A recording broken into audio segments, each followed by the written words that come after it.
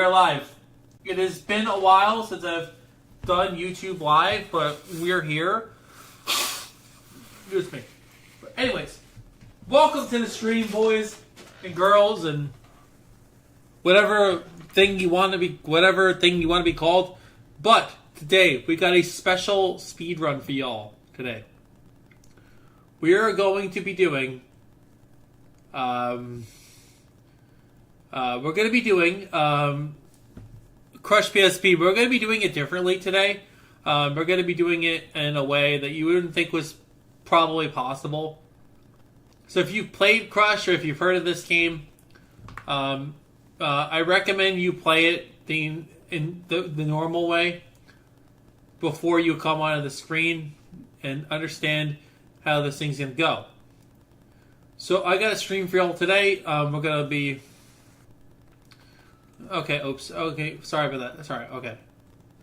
I'm going to be commentating over this. This is going to be something I worked on very hard. Last night I had to do stuff last minute to get everything going, but I do apologize in advance. Last night I did have to work very hard to get this stuff done, and I do apologize for that.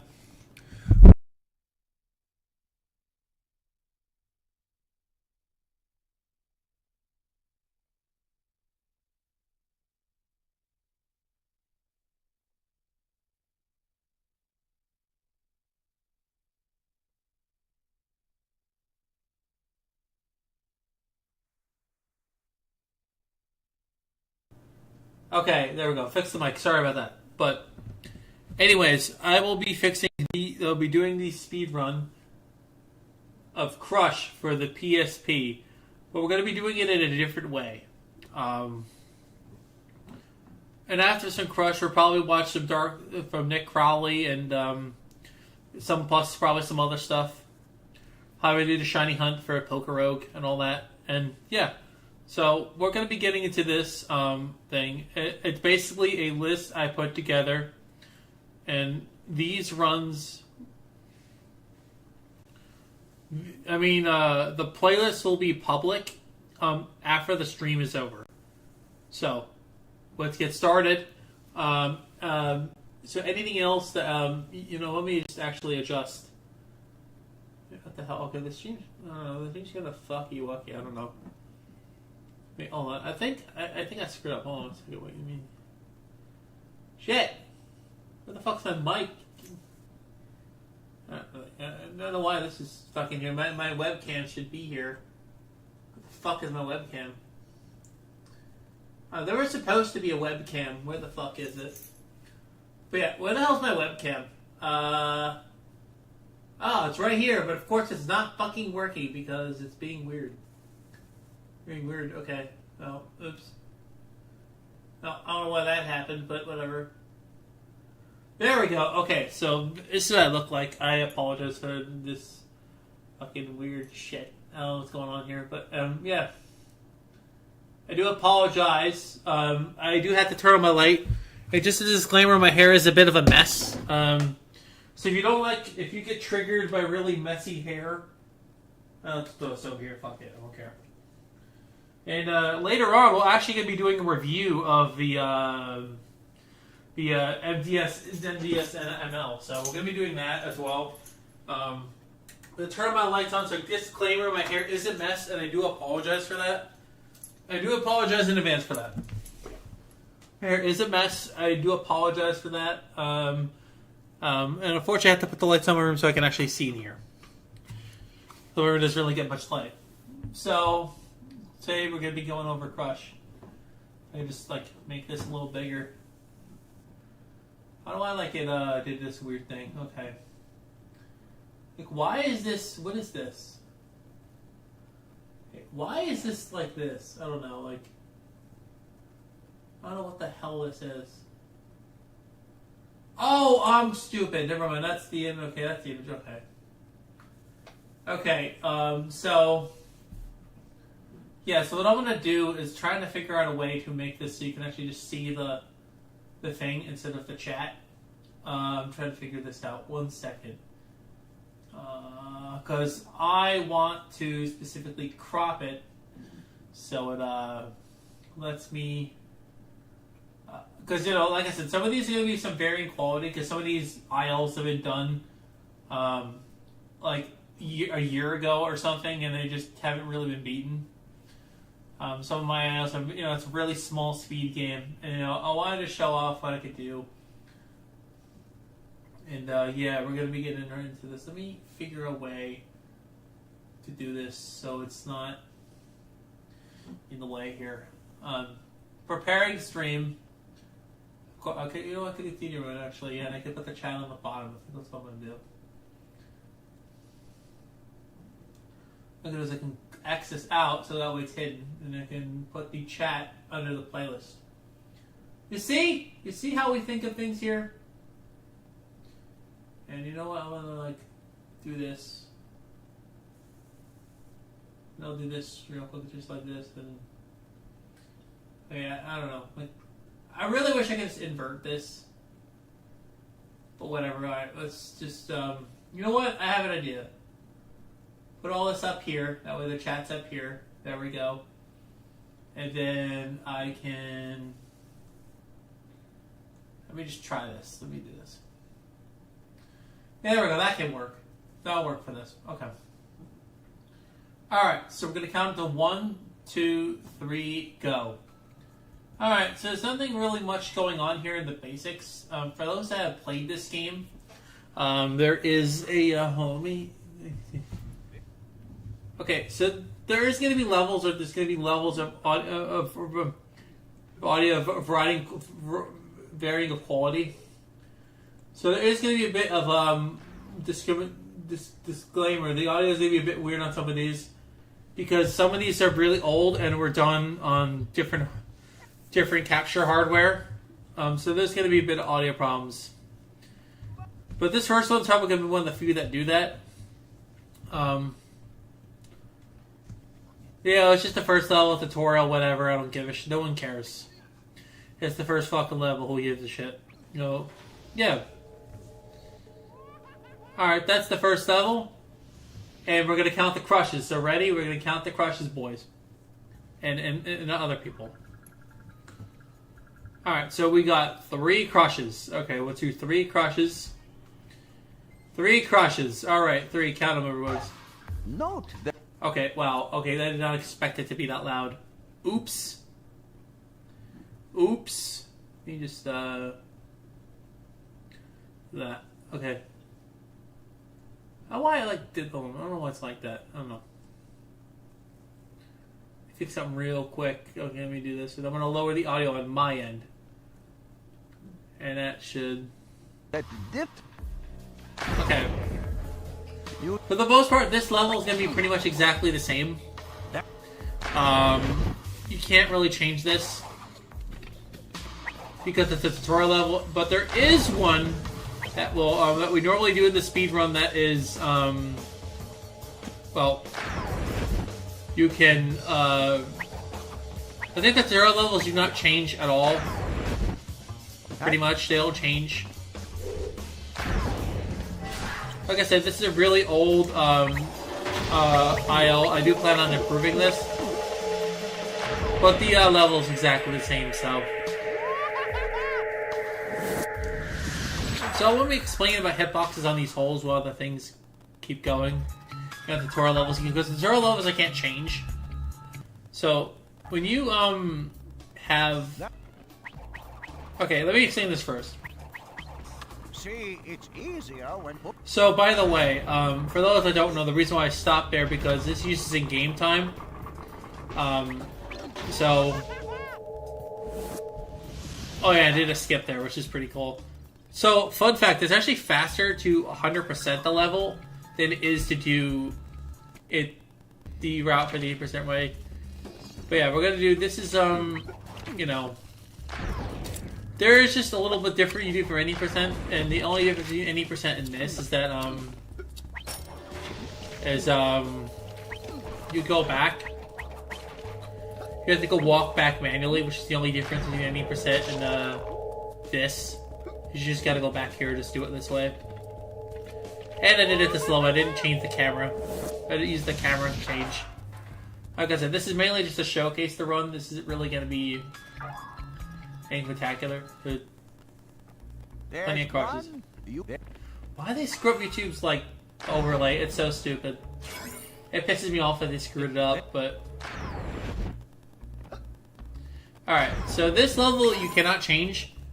And once That's right. I mean, there's not really much you can change from First Crush and this either. Once you get past First Crush, things are gonna change a lot. After First Crush, things are gonna be looking a little bit different. It's always gonna be 3. Okay, so First Crush is basically just because you're gonna have to crush automatically anyway. So you can crush before you can crush before the you can trigger the before the level, before you load in the level, you have like a thing to do. Well, there's a video that explains it. You can find at Hilda made. All right, so now, all right, this one I'm probably gonna explain things as I go here. So first, I crush. Okay. Now, in Tash, you won't have to really have to worry about setting this up, but this is kind of my setup for real time if you plan on going for this. So here, I'm going to be jumping. I don't know if I have the... Oh my god, I don't have the...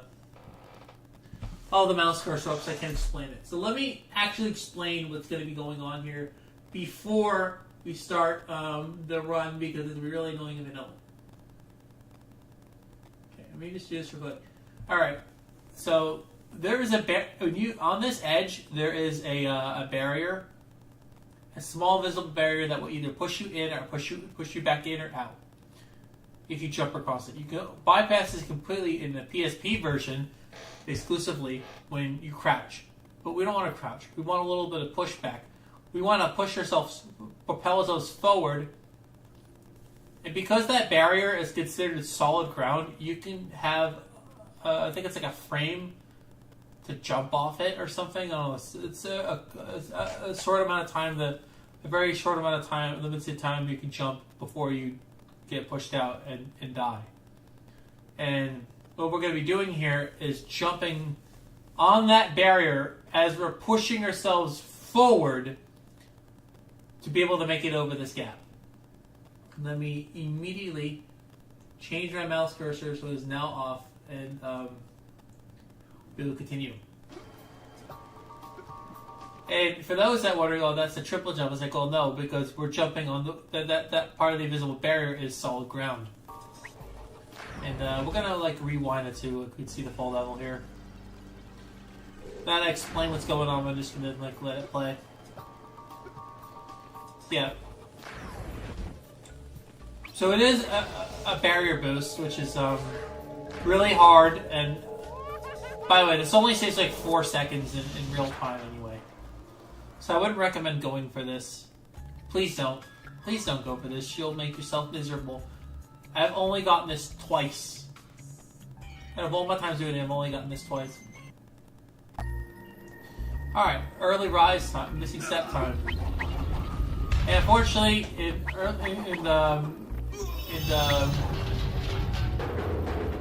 low crushes, you gotta do it the normal way to keep normal, so. Nothing really changes here. Now, the routes start to deviate a little bit on what you're going to be able to do for as far as courses go. And you'll be probably seeing, this is an older run, and it was done on the, on Windows.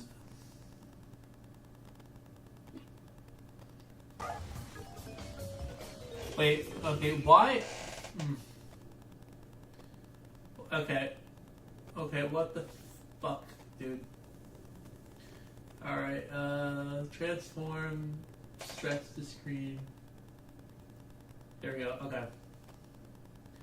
I did not realize it was like that the whole time. I don't know why it was like that, but whatever. I guess it was like that and I didn't know. Thanks, chat. It is freaking ruined forever. This happened.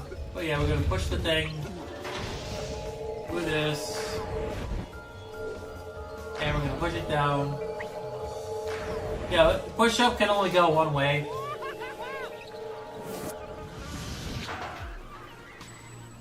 Unfortunately, no other levels that you can do like in less crushes than that. That's the only way you can. Alright, so now we're going to be doing Gather Some Moss. Alright, so Gather Some Moss is... it did have some changes throughout the years. And this is one of the few changes that you'll be seeing. And this is pretty much the only thing changed. So you push this and you crush. This does save your crush. Yes, it does. It's 2 crushes, actually. And yeah, you just skip that part of the level, pushing it over in that crevasse over there. You skip that. Alright, now we're going to be seeing a different route from here. Oh my god, who's texting me? Oh, it's just a reminder. Alright, so now we're going to be doing the first thought storage of the run. And this will save 2 additional crushes that we would normally have to do in 80%. This cuts 2 crushes off the 80% crush counter. And yeah, it's 1 crush. You know we only crushed once. But I'm gonna have to show it anyway because I want to make sure that people see it. I've made what? Alright, so Rocky 2 is just giving one of those levels where it's just pushing a thing and then jumping across the thing and then pushing the boulder manually. Nothing really much changes here. But what things do change in low crushes is the next level, the tutorial level. There's actually a skip in it. There is a tech skip you can do. And I'll be showcasing that live. That level will be uploaded, it'll be public as soon as this is done. And yeah, you can turn off you can move the camera because the way I don't know why you can move the camera there. I don't know. Now, my favorite level I just did last night for this particular video. Alright.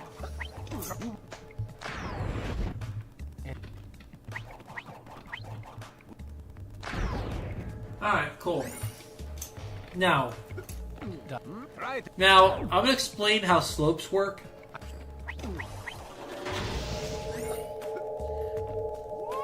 Alright, so I jumped just as you would get up the slope.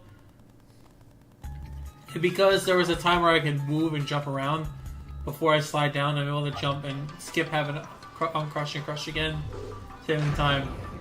At this level, I did mess with it a little bit, and yeah, it's not possible to do the level and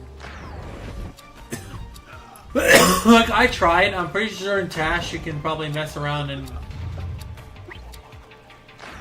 you could probably do stuff in tasks, but it's not worth it for real time. Even you'll probably save like 1 crush, I think. And even then, it's not really worth going for. Just, I did test it. And I either chose Dive-In or this level. Sinking Feeling is an interesting one because this isn't faster in the speed run. The RTA speed run, but it is faster in the IO. And we're going to be doing Sinking Feeling. And we're going to wait for this thing to pass. Because you don't gain control till and this is barely fast in real time. It's not worth going for. Do not go for it. Probably worth it in tasks, but not in real time. But that'd be something you could do in tasks that can probably get around the. So get that marble. Let me jump over here, which will save. This cuts a significant portion of crushes out of the speed run. This actually saves a crush, I believe. It saves a crush, I think. Yeah, it would normally be 3 crushes, by the way, if you... Alright, now beach volleyball. This is another level that you've probably seen in the speed run. Let me lower the game audio. A lot of like weird game audio things with this. I do apologize for that. Whatever. Okay, now we crush here, and we're gonna do a double jump, a curved double jump, which is one of the most annoying double jumps in the game. And now we will be skipping on the rocks because on the rocks is too many crushes, and it's we've seen it millions of times. So we're gonna be doing an interesting route change here for low crushes. I should be doing Jolly Roger. There is no control input because I recorded this level. I did it really good, but the control was disconnected and I didn't see it. So you can do a barrier boost to get over here, which is the thing you saw in the trailer. Very good. All right. And there you go. And if you have not seen the barrier boost already, the barrier boost for... actually, there's another barrier boost you did not see yet in the trailer.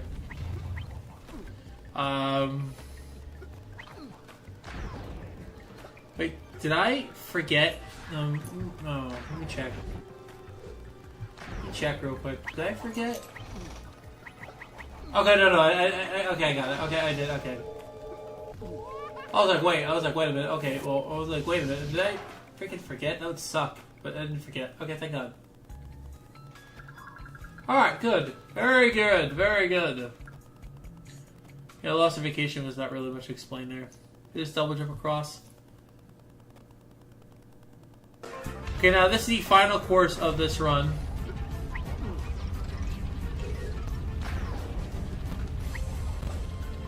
There's audio's glitching because of weird stuff with my computer. Something weird is going on with it. And then you could just jump over here and skip the entire pushing the boulder thing. This saves exactly 1 crush. 1. I think it saves 1 crush, doesn't it? I think it's 1. Yeah, it saves the crush in Rocky 2, I believe. Yes, very good. And I think that's it for this level. Like, there's not much really much difference between these. So, I'm gonna be real. I'm gonna skip these 2 levels because there's not much going on here. I should show the whole thing because it's... So, if you line up the thing in a way, you time your run, you'll be able to crawl less, which crawling is slow. Wait, I don't know why I had the 10. Can I get a 9? I don't know, whatever, it's fine. Who cares?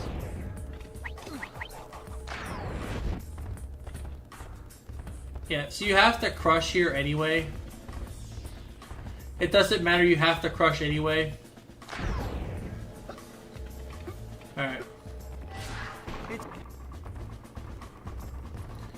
So... I don't know how I did it like that. I barely made that.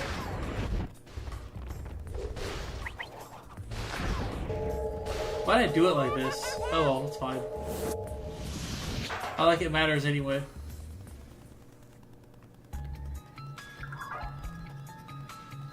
Alright, and now we're going to be doing,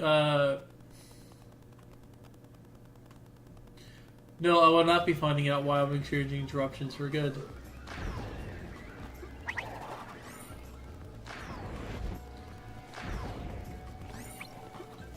Yeah, we all seen this a million times. It'll just show it off in our video. 500 people saw it. So, there you go. Big climb and 2 crushes. The woken up time is arbitrary. It's kind of glitched, the wake up time. So we just sip snookered, and we're actually going to be doing a different level called the Ferris wheel first. You actually could do this in 1 crush by doing a thought storage here. This disclaimer: in this level, you will be getting a segment of the video. We'll be getting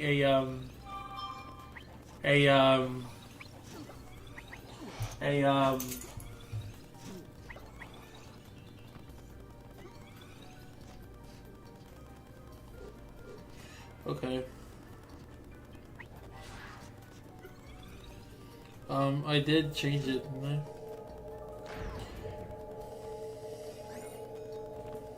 I? It did.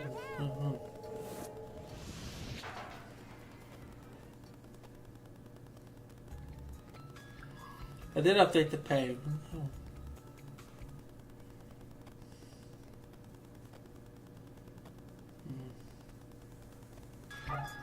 I don't know why it's like that. What?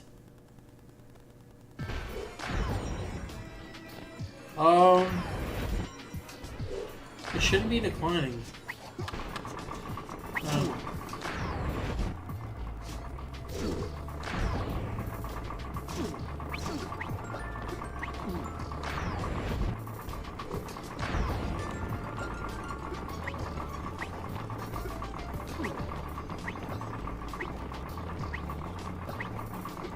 Yeah, and this.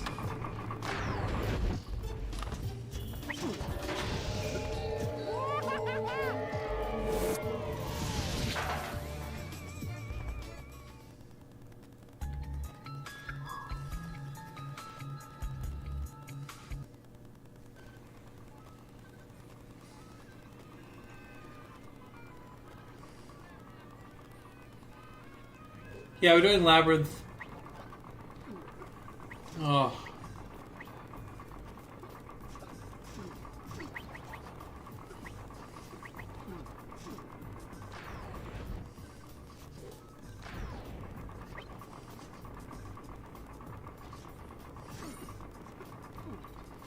I don't know why it's like this. I literally like added everything and made it work. I don't know, whatever, it's stupid. I barely could expand level because of things being stupid. My phone just give me notification I don't need.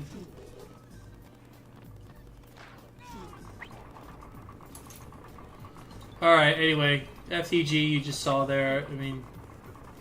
So this time you're going to be seeing a GZ-ception. We're going to have like two versions of me. And you know what? Just so we don't get that, I'm going to mute the audio for this part. It doesn't really matter. Like... You don't have to hear me like scream, oh my god, pop it off. But yeah, this is the crazy golf. So we're going to do a thought storage right here to skip pretty much the entire level. And the reason why this is possible is because the alarm clock exists. Like I have tested this like a bunch of different ways, and this is the fastest I could, fastest I could do the level. So just so you're not like getting me, oh my god, I did it. You know, so I just feel that the GZ-ception. I just want to get the GZ-ception allegations out of the way. Okay. Alright. Now that that's done, I'll skip this part. Two crushes, okay? There you go, 2 crushes. Oh, what the hell? No. Okay, now I'm going to do a trick called, instant crush again.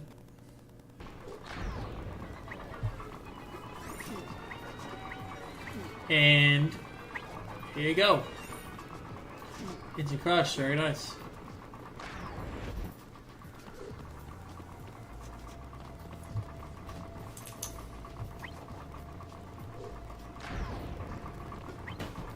Yeah, we're gonna do a jump to get that marble, and then we're gonna... Yeah. We could just do that. We could just do a barrier boost to skip having to do the entire puzzle of this level. Skipping the puzzle entirely. And that is way too many crushes saved. And now we're going to be doing... I think this is the same. I recognize that. No. And a little fun fact about teething time. Fun fact about teething time, you can actually like skip like the. You could actually skip the cutscene, but for in-game time, it's actually I think it's slower to do that.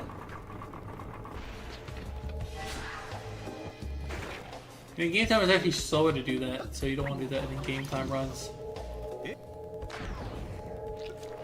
So there's a faster way to do this. It's just really difficult, and because the beetle slug moves so fast, you could get it to move slightly further back and still make it.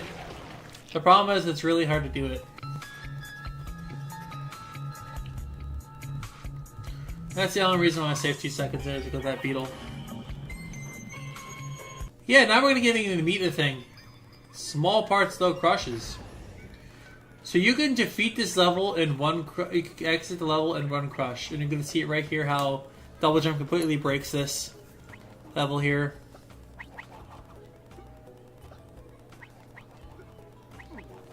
And yeah, you can just do this. Boom, boom. 19, 22. Then we're going to do a cool little trick called that dimensional fall damage glitch. It's basically inverted FDG, basically. That's all that is. That's all that means. But instead of doing the FDG from 3D to 2D, we're doing it 2D to 3D. Which means we can clip through, like, floors and shit. There you go. Clip through floors. There you go. Very nice. Whatever.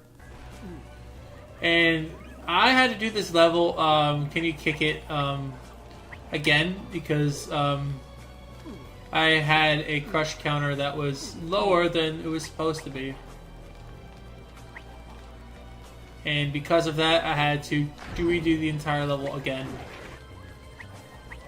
So I had to make an additional level that's unlisted. This place will be public the moment the run goes live. The moment this showcase goes live.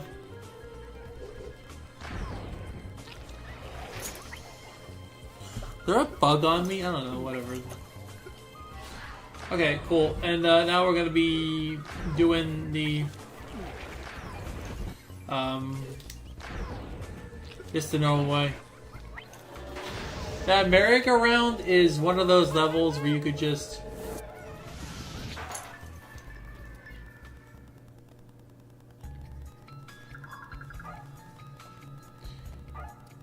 Wait, I just remembered something.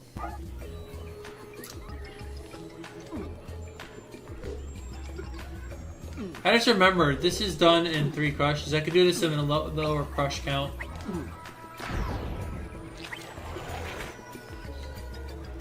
I could do this in lower crush count. I didn't realize that when I made this. Yeah, so you could do this in one less crush. I forgot about that when I did the showcase, but not that really matters. You could do this without crushing. You can. I'm just not going to.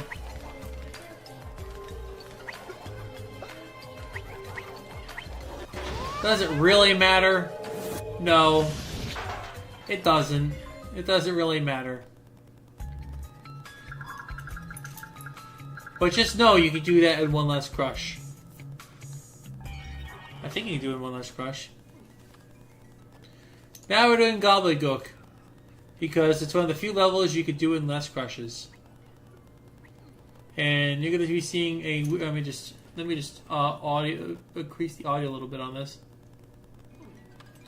Alright, so here we go. I think that should be better. The audio is going to be a little bit low. I apologize for that.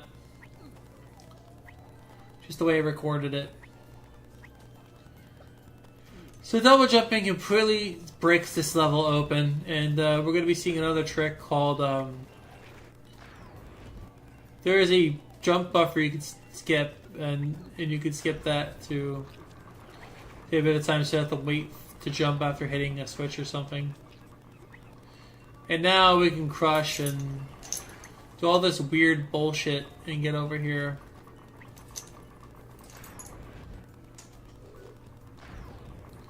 And now we can crush and get over here and do a little small bit of maneuver. And we're going to be doing an FAG to save a crush. But that FTG is actually different than another type of FTG because that's a failed FTG. meaning I failed the trick, failed the crush, so it doesn't count as a crush. Now this is how the frying pan low crushes. So instead of doing it their own way where you crush and get over there, we have to go all the way over here and crush here like this, manually. And this actually saves a crush. It's one of the levels you can do in the least amount of crushes, so it's the one I went with. I'm gonna jump up here, and then we can actually like go make it before the thing moves all the way to the right, so we can save a bit of time there.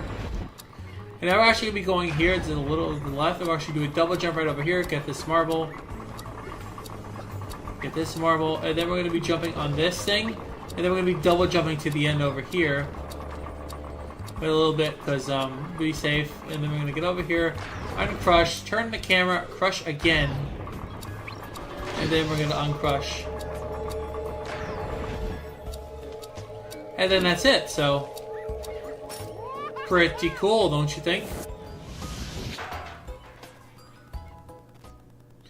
And that is out the frying pan in 6 crushes.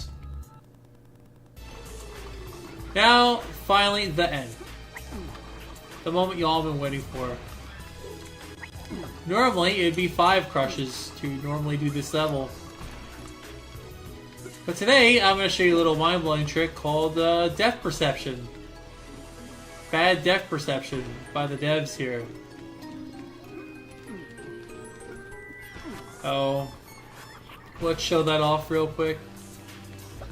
You actually make it over here. As hard as that is to believe.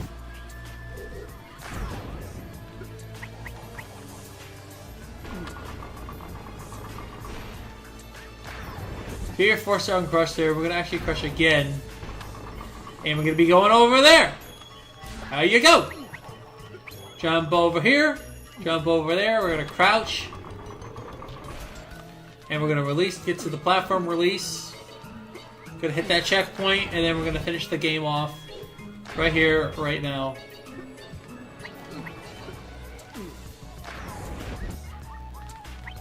I just crushed PSP in low crushes.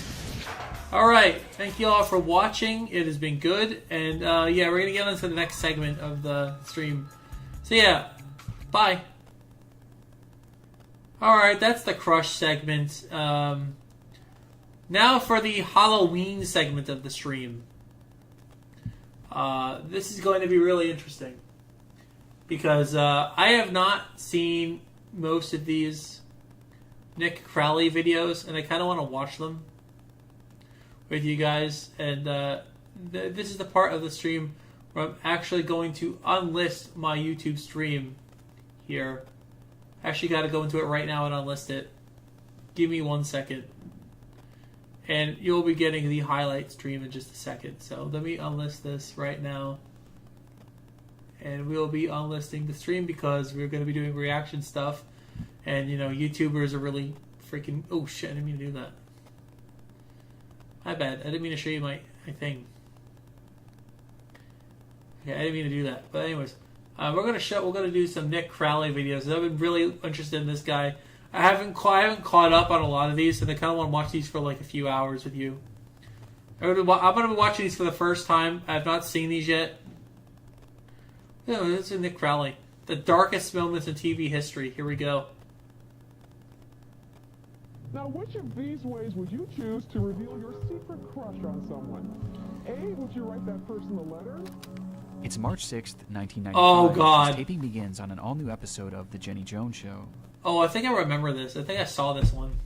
The program was essentially a tabloid talk show centered around everyday people caught up in unusual circumstances, No, I didn't see which this. made for an entertaining yet often questionable program, with Okay. the showrunners doing everything in their power to make the content as shocking and sensational as possible.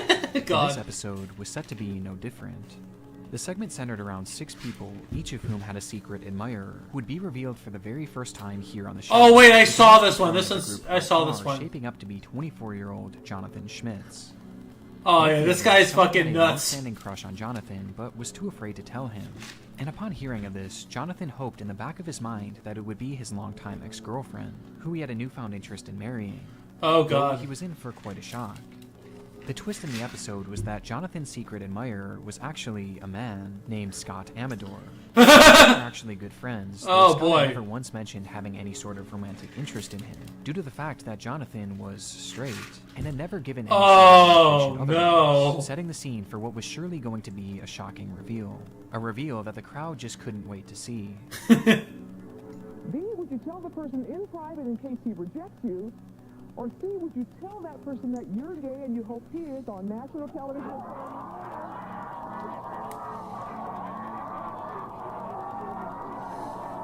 Okay. The host, Jenny Jones, starts by talking to Scott and a mutual friend, inquiring as to how this crush began in the first place. I want you now to meet Donna and Scott. Now, Donna has been helping Scott pursue his secret crush on John. John's backstage. He can't hear us. How bad's the crush? Tell me about the first time you met him. Where was he? Wow. Well, he was under a car, working on her brake line. Yeah. You know what? It really just shows that homosexuality has been a thing for like being gay has been a thing longer than I've been alive. So, and there is still the same stigma to this day, except it's less prominent now. We're more accepting of it, but you know, there are going to be those people that aren't. Literally, just like back then, it's just more enforced now, which is, whatever. And that was Not your gonna first comment time? on What was your that. first impression? Well, I only saw the lower half of him, so you can imagine. Oh, he likes big dick. He likes big dick. Even deeper, pushing Scott to disclose as much graphic personal information as possible, Oh, just to God. make things that much more entertaining. And his answers did not disappoint. Okay. you have fantasies about him? I've had a couple, yeah. Yeah, you had one he was under the car. You had a fantasy about him. Yeah, something to do with like brake oil, line snapping, and You have another fantasy? Line snapping. You were in a hammock or something? Tell us about that fantasy. yeah, I thought about tying him up to my hammock. With all of Scott's secrets now out in the open, it was time to bring out the man himself, the object of Scott's affection, who had absolutely no idea what he was walking into. Let's have John come out here and see who has the crush on him. Here's John.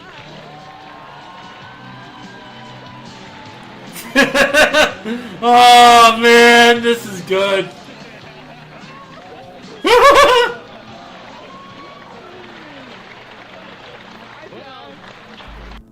This was the pivotal moment of the show, the big reveal, and perhaps overcome by the Oh my excitement God. and ratings that she assumed this would bring her, Jenny Jones could hardly wait to blurt out who Jonathan's This is admirer nuts. truly was.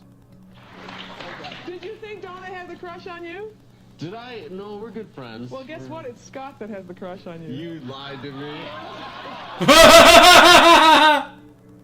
Jonathan's reaction was certainly one of shock, but the host wasn't quite satisfied, having one more trick up her sleeve in order to garner an even stronger reaction, Oh, as no. she gives the producers the cue to replay Scott's segment, where he discussed his fantasies in depth. Before we talk, take a look at it. We'll show a little playback of what Scott said about. Oh no! No! Don't do it, man! Don't do it! Don't do it! Oh, look at that! And from here, the segment comes to a close, with Jonathan reaffirming that he is in fact straight, thus dashing Scott's hopes of ever dating the man. Did you have any idea that he liked you this much? No. Can you tell us what you're saying? Oh, I have a feeling some weird shit's gonna happen now. No, but I am definitely heterosexual, I guess you could say. Oh god! Leaving the two to head off stage and deal with the messy aftermath of a Oh, is that what that revelation like means? this, done on a stage like that. But despite the obvious awkwardness, it actually seemed like both parties took it pretty well, with Jonathan even taking Scott out for dinner that very night to smooth things over, where he again stated that he was flattered, but just not interested. However, this civility wouldn't last long. Oh no! Uh-oh. Oh shit. Okay, calm down, okay? Okay, why did you do that? Wait. Okay, I want you to calm down. Wait, what the fuck? Okay, the gun's in the car. Wait, hold on, wait. Okay. I missed something. However, this civility wouldn't last long. Wait. Man, my sister. Wait, did he shoot? What the fuck? Wait, hold on, I need to go back.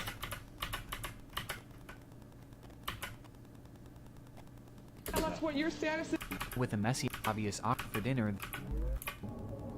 Okay, let's go back to this. Okay, let's resume. 3 days later. Okay. Man, my sister. I think I just got him in. Okay, calm down, okay? What do you mean you think you shot a man? You either did or you didn't, you dumbass. I know you're panicking and all emotionally, like, oh, fuck a minute. Excuse me, I think I just shot a guy. Okay, why did Okay. you do that?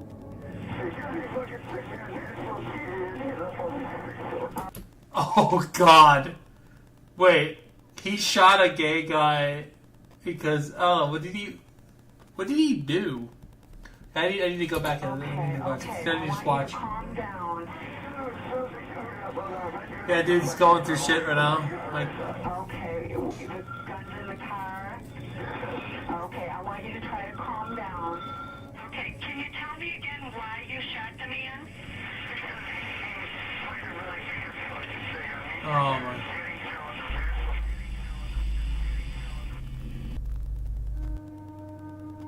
Though he didn't say it at the time, the truth was that Jonathan was left shaken and embarrassed by what had happened on the Jenny Jones show. And despite the fact that the program at this point hadn't even aired yet, it was weighing heavily on his mind, just knowing that it would soon be seen by people he knew. And this feeling was only intensified due to the fact that Scott was seemingly... Wait, why would you shoot them? Like, I don't get it. Like, I don't understand. Like, you just could have just told them no. Like, what would be the stigma if you just... I don't get it. Back then was fucking weird, man.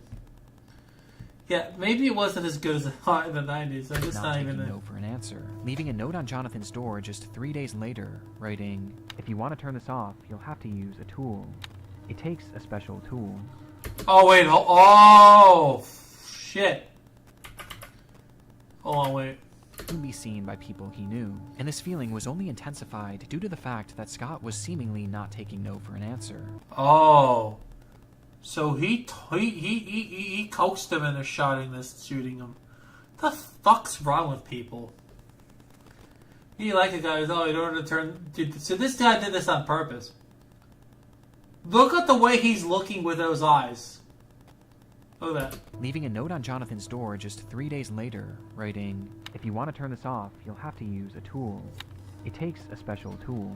So he was basically just coaxing the guy to shoot him, basically. What an asshole. What a This lost note was soul. his breaking Jesus Christ. point. The moment Jonathan read it was the moment he made his mind up. He was going to kill Scott Amador.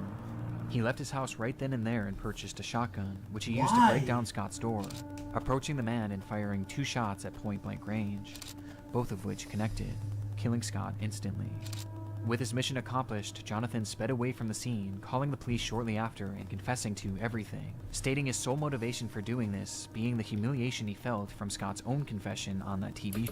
But the thing is, this guy... I don't know, like... I feel like this guy here, just based on what I understood, is, oh, you gotta be a way to turn it off. You wouldn't take it no for answers. Go, you know, you trying to tell you're gonna have to kill me. It's like, how much of a lost soul you gotta fucking be to like just coax a guy into getting shot, coaxing a guy to shoot you, and then the poor guy is traumatized and upset. He calls the police. Calls 911 and tells somebody he confessed he shot this guy. He felt humiliated. How pathetic do both parties gotta fucking be to do this? Show, as well as his continued flirtation despite Jonathan's obvious disinterest. Though clearly this was no excuse to kill, and as a result, Jonathan was arrested and given 22 years in Alright, so disclaimer, I am gonna have like sponsor block turned on for this because I don't make enough money or get enough. I mean, my viewers our viewers are very broke, but me and my viewers are very poor, and we can't afford your shit. So, disclaimer: I'm sorry. I'm not gonna watch your ad. So eat shit. Prison, from which he was released back in 2017. Due to the this was no excuse to kill, and as a result, Jonathan was arrested and given 22 years in prison, from which he was released back in 2017. Wait, really? Wow. He looks good for his... Wait, when did this show air? Due to the fallout from this episode, it was pulled from the lineup before it even made it to air. But today, the full recording can be found across the internet, giving us a look at the stage on which A Killer was made, and a scene that has now become immortalized as one of the darkest moments in television history. Yeah. Oh no.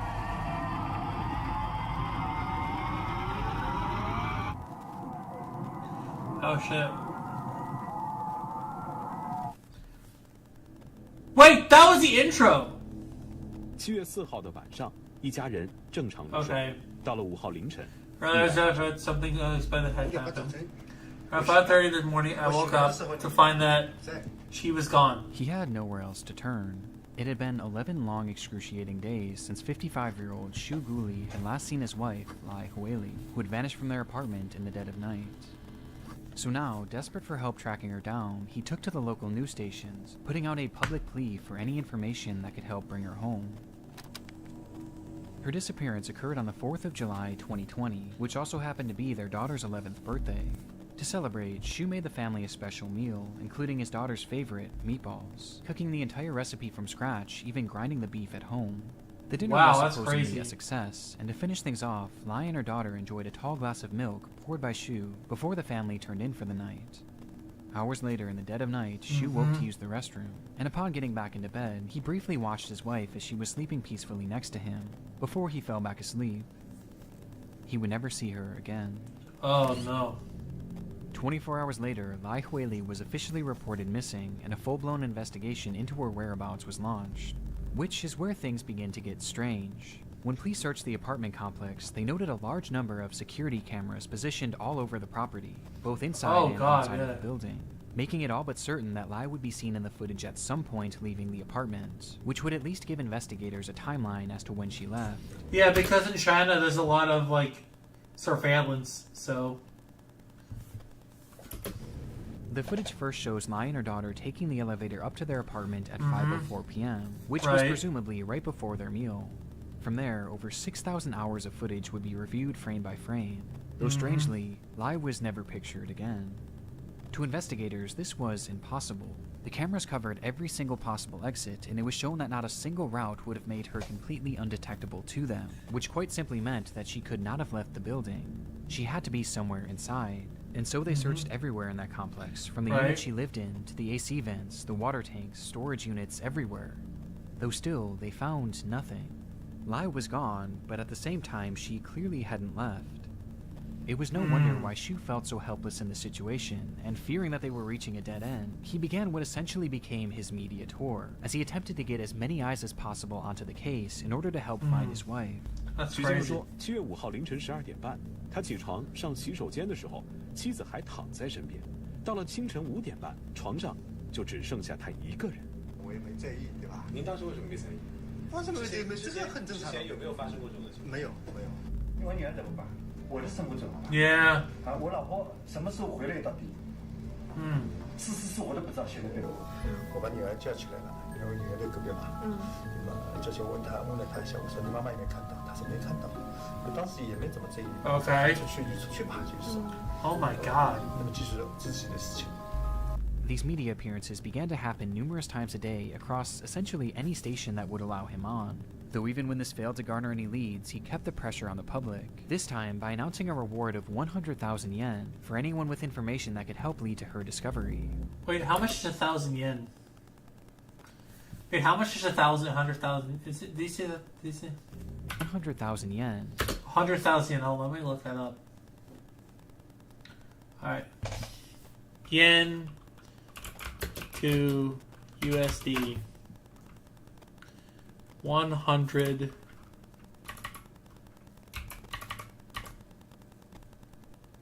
Wait, what? What Chinese yen?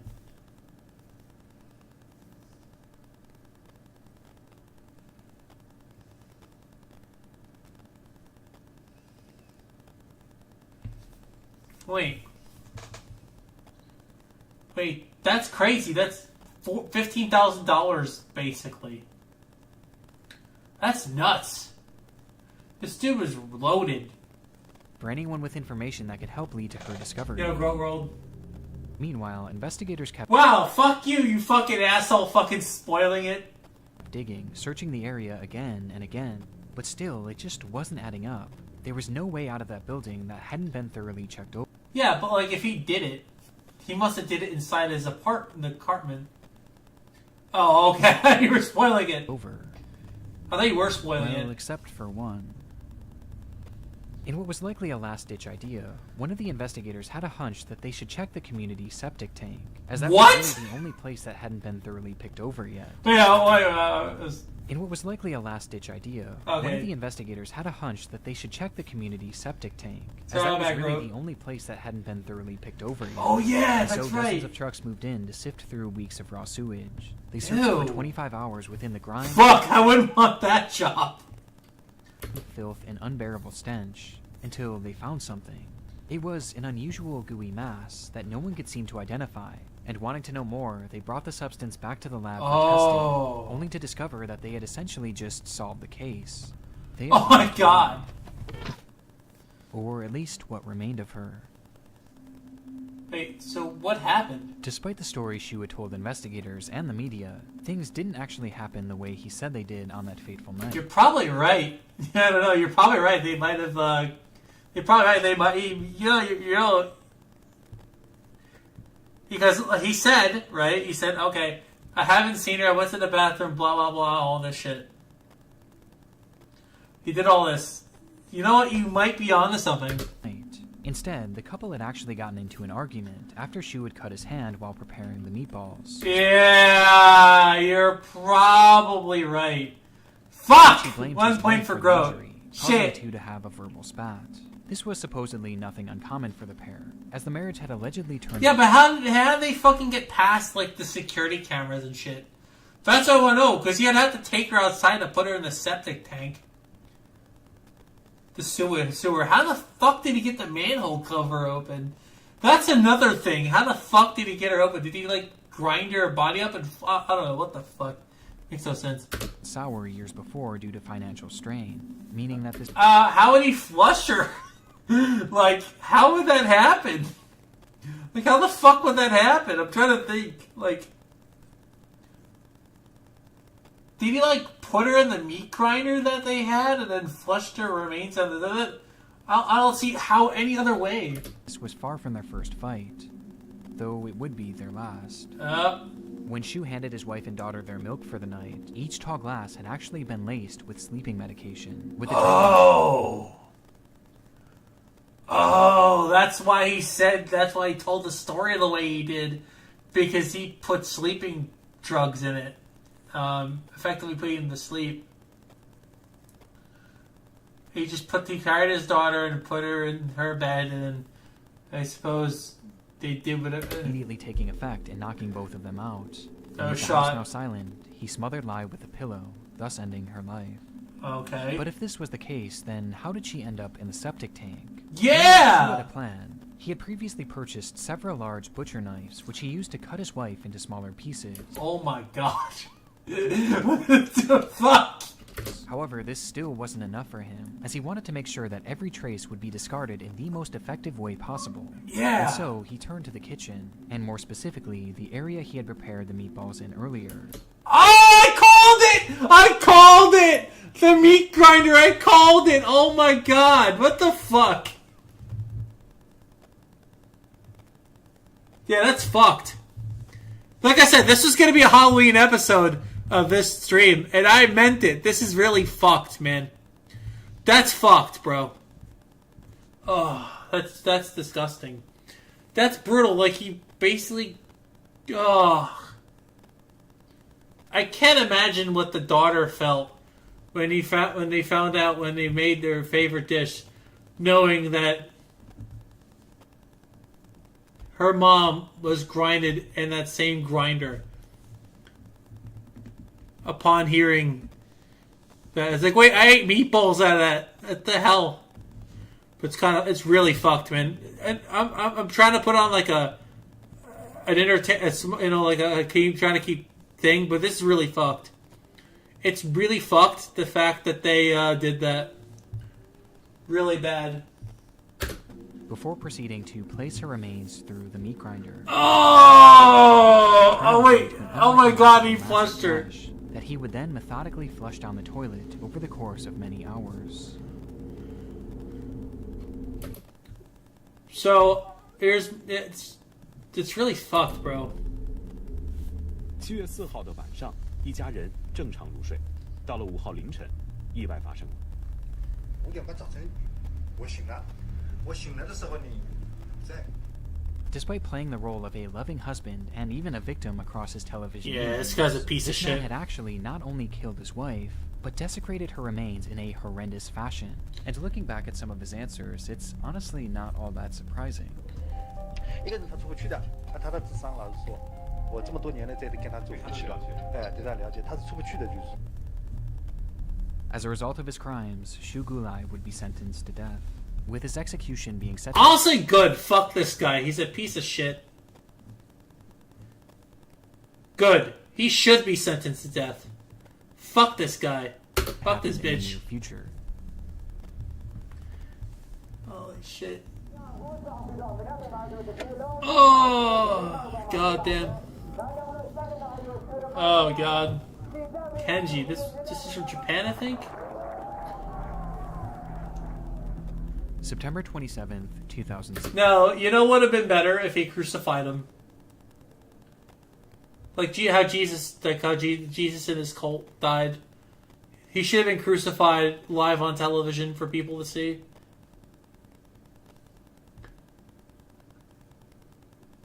Yeah. They should have let him be crucified, honestly. It's still death, but at least people are going to watch it, and like he'll have to see everybody give him glares as he dies. I think solitary death was too nice.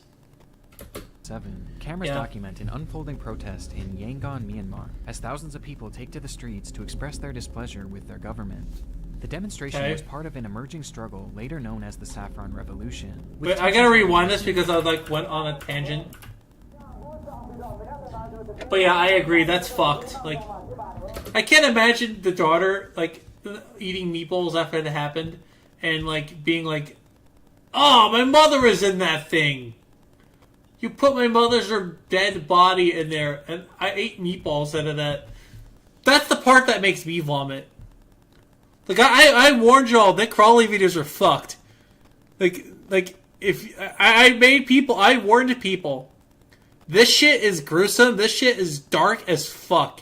If you're really like scared of this, I recommend you just disclaimer for when the YouTube pilot comes out. Really fucked. Yeah, no, I'll become vegan at that point. I wouldn't even trust fish. I would straight up become vegan if that happened to me. I can understand why some ladies are vegetarian. I understand. September 27th, 2007. I understand the appeal. Document an unfolding protest in Yangon, Myanmar, as thousands of people take to the streets to express their displeasure with their government. The demonstration was part of an emerging struggle. Wait, what stream is this? What area is this? I don't know what area this was. September 27th, 2007. Cameras document an unfolding protest in Yangon, Myanmar, as thousands of people. Okay, I don't know where that is. It's somewhere in the country. Displeasure with their government. Where is that? The demonstration was part of an emerging struggle later known as the Saffron Revolution. Okay. With tensions having risen in the month prior, when the government made the decision to remove subsidies on the price of gasoline, thus causing gas prices to inflate overnight by over 60%, throwing the economy into instant turmoil. Oh, In response, shit. this saffron revolution began, which was largely spearheaded by the monks of the region, who all preached a peaceful protest, believing that the government would soon come to its senses when they saw that their citizens were unified against them. However, the government showed no signs of letting up. Nope. In fact, on this day, they had actually begun taking offensive measures, going as far as to arrest hundreds of monks in response to their picketing. For the residents, this display was shocking, as they struggled to understand how their own government could jail these religious figures. But they had no idea just how much crueler they could get. As the demonstrators marched in the street that day, a line of officers announced that they had 10 minutes to go home, or else they would face dire punishment. But the crowd refused to back down, being intent on marching on to let the world know just how serious they were. And with neither side willing to budge, See, this is what America needs. This is what our people need to do to the government. This is what our people need to fucking do. Instead of worrying about people calling them a name or something. This is what we fucking need to do, man. This is what we need to do. Seriously. What these people did, they're making a sacrifice for the greater good of their people. Knowing full well they can get hurt and shit. God, us Americans are such fucking cowards. Officers began to fire their weapons, first into the air as a warning, and then directly at the protesters. Shit. They don't give a fuck about them people. Jesus Christ. Oh, fuck. They're blasting these people. It was a massacre, with the official death toll being 10 innocent civilians, while others on site that day posited that the number was likely much higher. The footage is disturbing on its own, but there was another layer to this ordeal, one unexpected variable. A man named Kenji Nagai. Oh, no. Nagai was a journalist from Japan with a lengthy track record of reporting on situations in dangerous, even war-torn countries, building up an impressive resume in the journalism community. And during the Saffron Revolution, he was visiting the region with his camera to document the events firsthand. Oh my god! As he had done with so many conflicts before. That's risky as Despite fuck, having too. so-called special protection due to his journalist status, Kenji never made it back home, with Myanmar officials reporting that he had accidentally been struck in the chest by a bullet, making him the only foreign casualty in this ordeal. The revelation was obviously heartbreaking for his family and for the entire country of Japan, who strongly condemned the slaying of Kenji. Honestly, I think the country should sue this other country, bro. I'm not sure if you can really do that, but like, if you could, I think they should. As well as the slaying of the other protesters. But still, officials in Myanmar asserted that this was all just an unfortunate accident, a classic case of a man being in the wrong place at the wrong time. But this was only the beginning of the story. Oh, there's more?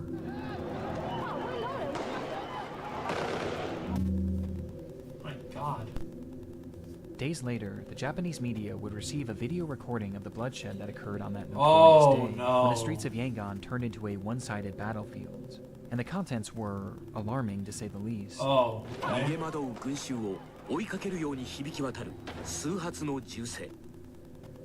この時カメラは倒れ込む半ズボン姿の男性を捉えていた。 Was this in this air country?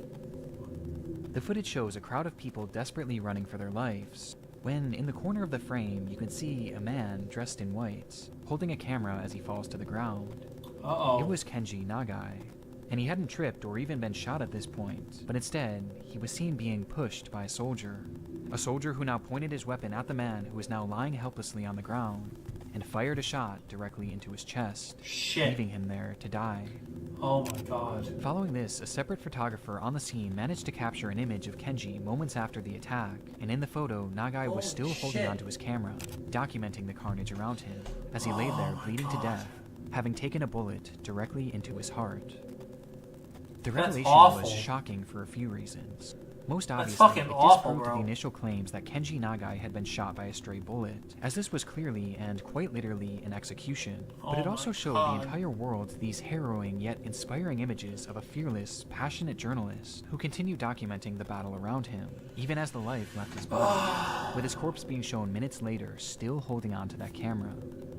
Which leaves us with one burning question. What happened to that camera? Kenji Nagai had quite literally given his life to capture the images on that device, and with the man being so close to the action, it was likely that whatever was on that camera was incredible, and perhaps even showed his execution up close, which could give more details about how exactly his passing came to be. Yet when his body was returned back to his family in Japan, that camera was nowhere to be found. Yeah, because they destroyed it when he passed. Had it been left behind? Was it destroyed in the carnage?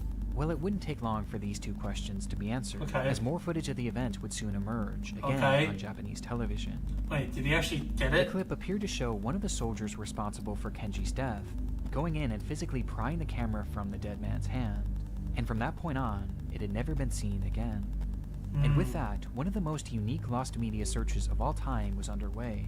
And this wasn't an example of lost media that's better off staying lost either, as Kenji's own family was desperate to get this camera back in order to showcase his final images to the world. And so they put out various requests, pleas, and even started a petition begging the government of Myanmar to turn the camera over, assuming that they were the ones who held it in their possession.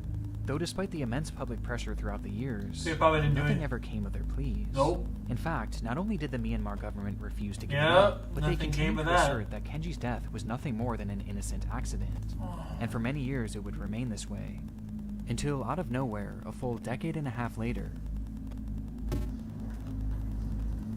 I will officially hand over the camera.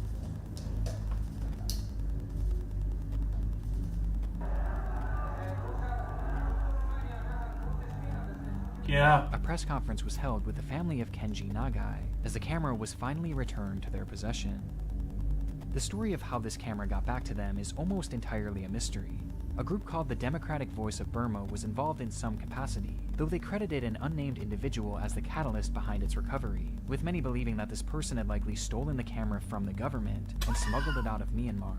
But aside from the speculation, no further information was provided, which was probably done to ensure the safety of the individual involved.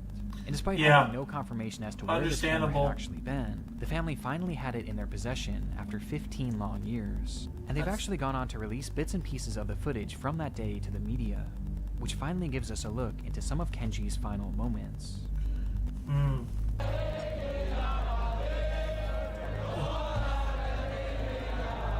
This is why I don't trust the fucking government, people.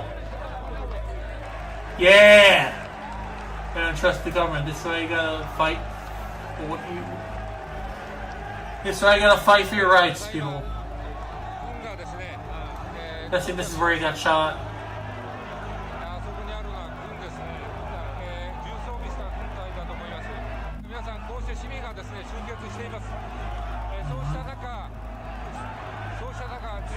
Yeah, and there, this is where they attack him, I think, right here.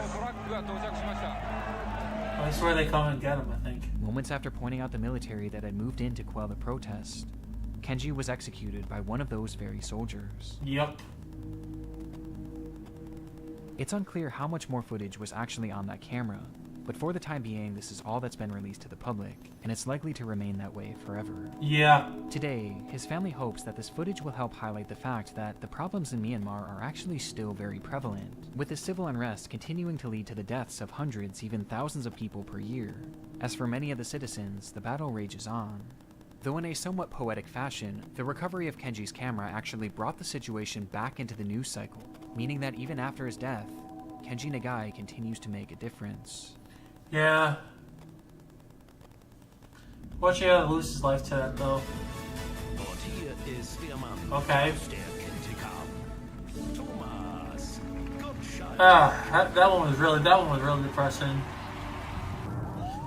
The second entry was just fucked, but this one, the second one was just really fucked and gross. The third one was just really sad and evil and sick. Let's see what this one is. Okay. Yeah, this is getting really fucked, I think. It was always a big deal when Wet and Das would go on air. After all, it was far and away the most popular show in all of Europe, drawing in millions of viewers to see what crazy segments the show would come up with. Show in all of Europe, drawing in millions of... This dude looks like fucking George Washington in the modern day. Who the fuck is this guy? He also looks like an anime character. ...to see what crazy segments the show would come up with. The premise of the show was that the contestants were given various unusual challenges that they would attempt to complete in front of a live television audience, with these challenges always being somewhat tailored to the contestants' lives. Though these silly challenges would usually be contrasted by someone attempting something a bit more daring, with these stunts often being reserved for people with some sort of special training beforehand, to assure that they were physically and mentally up to the task in order to avoid injury.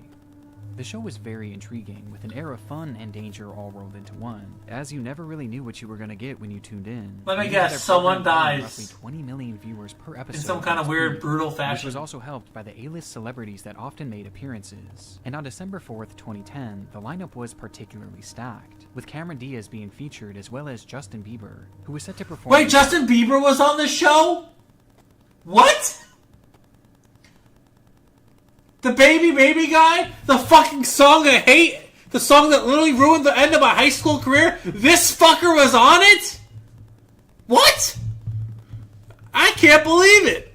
Of the millions watching at home. I can't believe it. Things would start off with a stunt performed by 23-year-old Samuel Koch. Samuel was Samuel Koch. Okay, I'm sorry, I'm done. A stuntman and actor in training, already having one stunt credit to his name and a vast amount of training under his belt, making him the perfect candidate to perform something more dangerous and physically demanding. Yeah. With this in mind, Samuel was given the task of jumping over 5 moving cars, each of which progressively getting longer and harder to clear. And in order to help make things a bit easier, he was given spring-loaded boots, or kangaroo shoes, which would allow him to jump higher. The stunt was right on the border of Samuel's capabilities, as during his practice runs, he was just able to clear most of the... Dude, I want those fucking boots, man. Not gonna lie, I want the boots. They look really sick.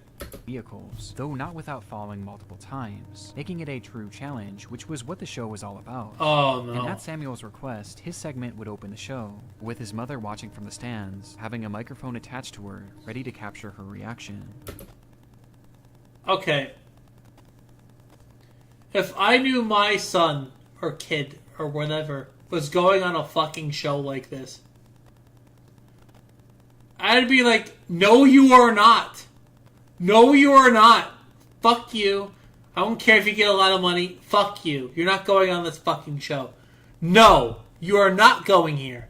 This is fucking dangerous and stupid. I have a feeling what's gonna happen. I just have that feeling. It's not yet us timing. The fact that they're capturing his mother's reaction to this is really dark too.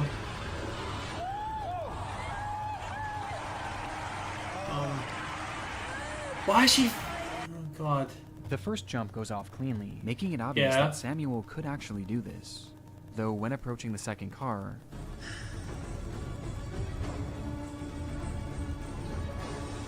If I'd be... I can't...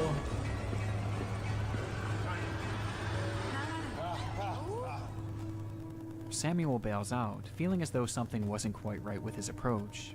This meant that he would now have to execute the next 3 jumps without fail, or else he would lose the bet. And with the pressure mounting as the third car approached... Oh my God.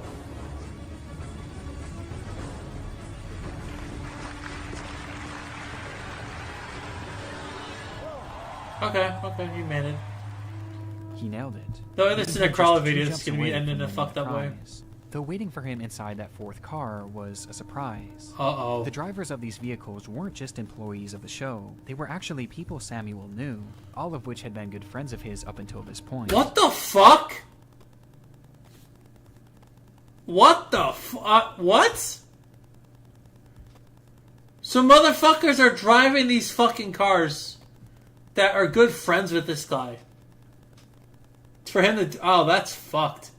So if he dies during this, that person would be at fault. Oh, that is really fucked. Jesus. That adds another layer to this too. But for the 4th car, with the pressure already on, it would be his own father behind the wheel. They both... Oh my God. Oh God, that's horrifying. Look at each other from afar as Samuel raises his hand and his father raises his back as the two begin towards each other. Oh.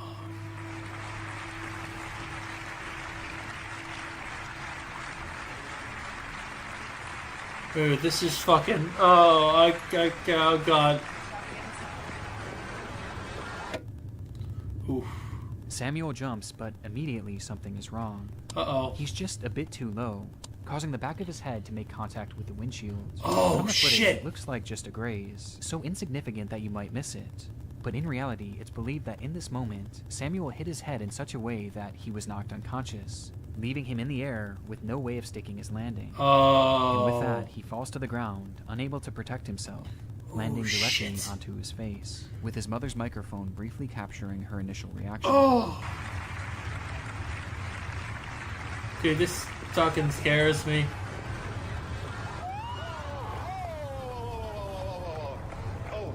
Oh, they immediately cut that off.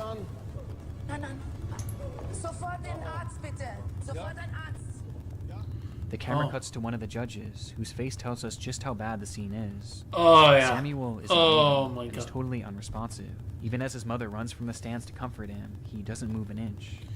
Even worse, the program was beloved due to the fact that they aired no commercials. It was a live feed for as long as 3 Well, of course they're not going to air commercial thing. This thing's like safe for advertisers. hours, meaning that they had no commercial break to cut to. And remember, this was the very first segment. Oh, it's really bad. Instead, the cameras show the audience, all of whom were standing there stunned in complete silence, as paramedics rush in to help the man. No, I don't think this is. It would be several excruciating minutes before the host, Thomas Gottschalk, announced that the show would be cancelled for the evening, ending the program early for the very first time in its history. Dankeschön, bis gleich, hoffentlich.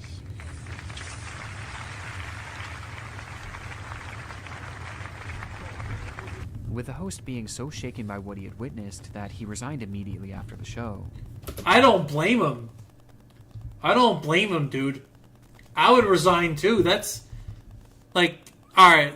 So for those that just tuning in, what happened was he was doing some weird stunt thing on these kangaroo-like shoe things. He successfully does the first car. He bails out of the second one. Then he makes the third one. Then like the fourth car comes up, and then it happens. His head slightly grazed the window shield, but what happens is he fails to stick his landing, and I think ended up bashing his head, which is obviously why they couldn't show the footage, because he bashed his head on on the floor. Samuel was alive, though he was in rough. Wait! He was alive? He survived this? With the host being so What? shaken by what he had witnessed that he resigned immediately after the show. The good news was Samuel was alive. No way! In rough shape. 2 of his cervical vertebrae had been fractured and his spinal Yeah, cord was badly damaged. yeah, he's which in left weird- him fully paralyzed from the neck down. Yeah, he's turning there him for- instantly into a quadriplegic.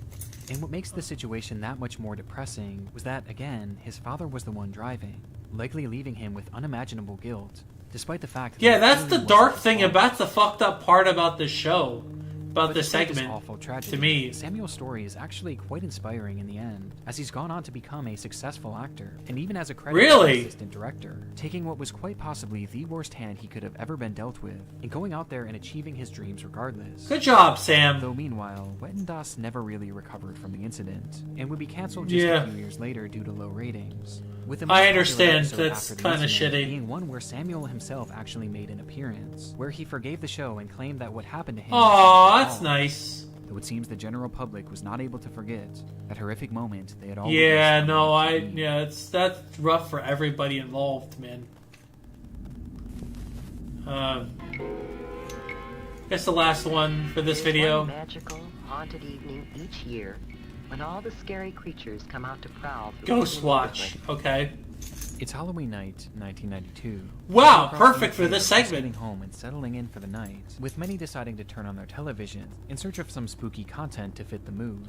Only Okay. to find a rather surprising option from an even more surprising source, the BBC. They were doing a new special called Ghost Watch. We gotta do something really mature real quick. Surprising source, The big black cock #1, baby. Sorry. BBC. They were airing a new special called Ghost Watch, a derivation that followed famed BBC presenter Michael Parkinson and a team of reporters as they aimed to capture definitive proof of the existence of ghosts. Ooh. And to add another layer of tension, they would attempt to do so live on TV. Oh. At the time, this was extremely unique, especially for the BBC, which was known to be one of the most trusted news stations in the UK. And yeah, we find out it's corrupt now. They weren't going to be doing their investigation at a well-known haunted destination, but rather a simple suburban home, a home inhabited by a family and what they claimed to be an intense, even violent spirit named Mr. Pipes. The name was given because the spirit produced loud banging noises, which the mother initially believed to be the home's old water pipes. The mother's name was Pamela Early, and she lived in the home with her 2 daughters, Suzanne and Kim. And for months, what a they weird were desperately name. trying to get the media's attention to help with these hauntings. However, most reporters who visited the scene labeled them as crazy. And so this was their moment to prove to the world that these paranormal occurrences were in fact real. Though early on, most viewers were left feeling the exact opposite way. Were in fact real. Though early on... Okay, that face is just extremely uncanny. Look at how big your fucking eyes are. That's fucking creepy as fuck. Most viewers were left feeling the exact opposite way. Those eyes are creepy. Inside the home, reporter Sarah Green That's a good profile essentially pic. no activity for the first hour, with Michael Parkinson and a skeptic they had brought on for an interview casting serious doubt that the phenomena experienced inside the home prior was anything supernatural, instead blaming these supposed occurrences on psychological issues. And things only got worse from here, as upon hearing Mr. Pipe's infamous banging noises, Sarah actually caught Suzanne making the sounds herself by hitting a hammer against the wall, essentially disproving the entire story of the house. Oh my god! We set out to catch a ghost, and sadly, very sadly, what we witnessed was a remarkable exposure of a hoax. Let's not be too hasty. Oh, come on, Doctor, please, It was a rough showing. However, by the show's final hour, things began to take an unexpected turn. Okay. Suzanne, are you okay? It's all right, love. Oh, don't get upset, love. Your mum's here. Oh, dear God. Suddenly, the show cuts to Suzanne, who is lying unresponsive in her bedroom, completely covered in scratches, thrusting the broadcast into utter chaos. We will stay with you. What's that? Ugh. This one's pretty bad. As they rush to help her, loud banging noises emanate from all across the home, despite the fact that everyone was now accounted for. It was horrifying, and made even more so as the camera shows Suzanne hiding behind a couch. Susie.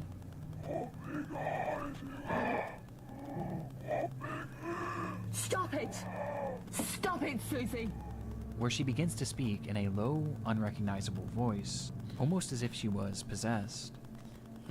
Now, in case you haven't caught on yet, Ghostwatch is a work of fiction. The entire show was actually a staged pre-recorded movie, with everyone you see here being actors, except for Michael Parkinson, who was actually a presenter of the BBC, who was used to make the movie look as authentic as possible, in order to terrify the viewers.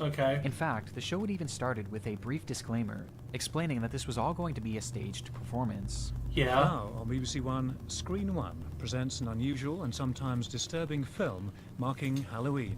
Using the modern medium of the outside broadcast, Michael Parkinson, Sarah Green, so they're Matt saying Smith, it's and Craig fake. Charles Oh, I didn't make that point Ghost first. Watch. But the problem was, most people didn't see this. And with the movie aiming to look as authentic as possible, many just took it at face value and truly believed that they were watching an actual real-life possession unfolding before their eyes. And the program wasn't over either. I won't spoil too much of the film, but from this point on, everything is chaotic and extremely tense, leading to the revelation being made that through this program, they had essentially just performed one massive seance, which left each of the 11 million viewers watching at home supposedly susceptible to demonic possession, with the program ending with Michael Parkinson himself becoming possessed. When you assure me that my wife is safe, we have got an emergency generator. What I'm not good. Water keeps working. Round and round the garden, like a teddy bear.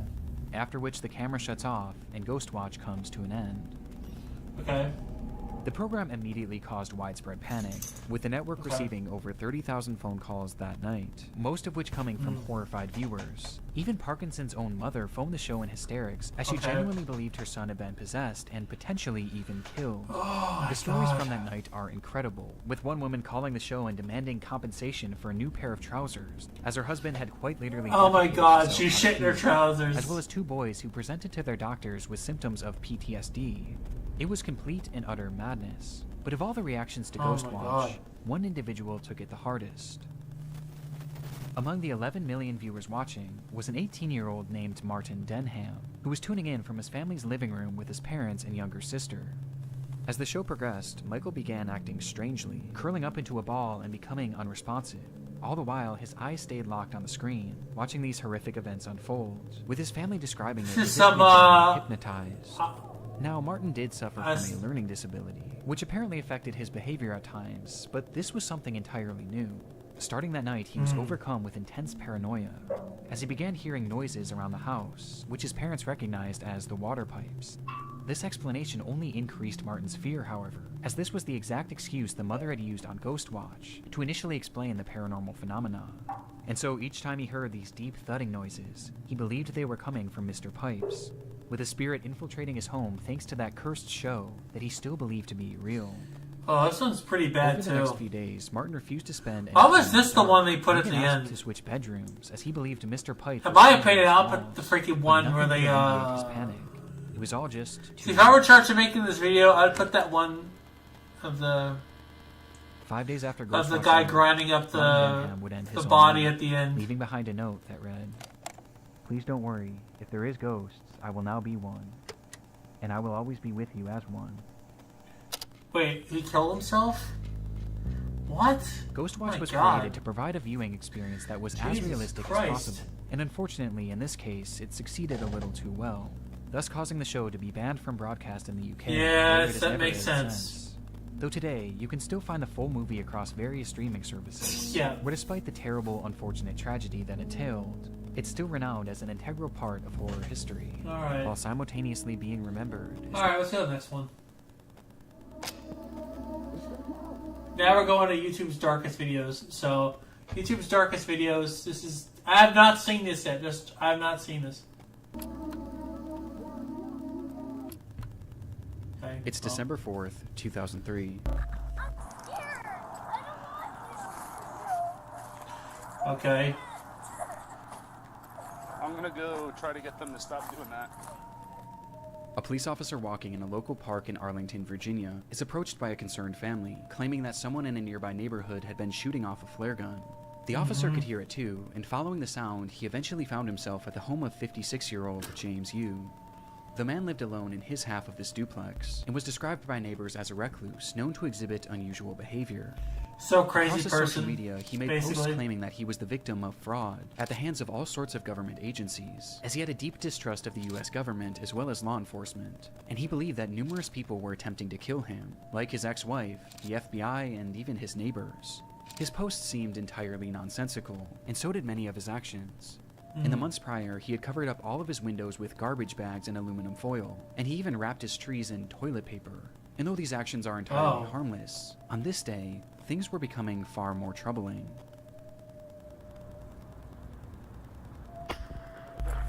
When police arrived at his home, Yu would be seen firing his flare gun out of his window and into the air, over and over again, and despite repeated attempts to get him to stop, Arlington County Police!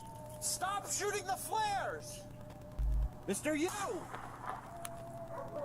he didn't let up, shooting 41 flares in the span of just 25 minutes. That's a and crazy he did it all amount. with no explanation. In fact, he didn't even say a single word. Understandably, police were eager to get Yu out of his home for questioning, as at this point it wasn't obvious whether or not he was a threat. And so for hours and hours they called out to him, first asking and then demanding that he exit his home. James, Arlington Police, come to the front door with your hands up. Do it now. We have your building surrounded. But still, there was no response. Jeez, Growing impatient man. and worried that Yu might be planning something, the police would eventually bring in a he's specialized cooked. vehicle to bust down the door and spray the He's inside of the mentally home cooked. with gas, all in an attempt to draw Yu outside. James, stay away from your front door. Stay away from your front door, James. And in response, you began firing once again. Only this time, he wasn't using flares.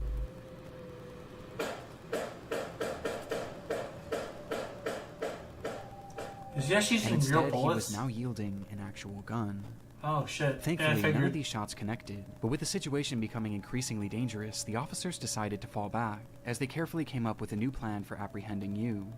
Though whatever they had been planning would never come to fruition. Wait, why?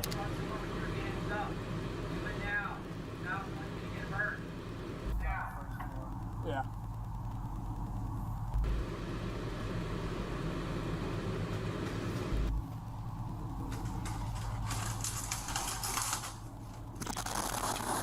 Oh, Jesus. Wait, what the fuck? My God. Holy shit. He blew up his house! Oh, he blew the fuck out of that. Oh, fuck. Oh, God.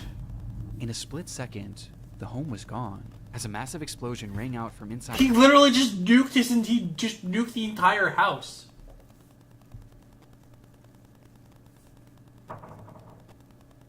Holy crap. Wow, that's a lot to take in. So the guy was going crazy. How the hell do you get, like, access to explosives? Crazy. The house, reducing the entire structure to rubble. Inside the house, you had stored 55 gallons of gasoline in his basement, which he saved for that moment to ignite, with no warning and no explanation.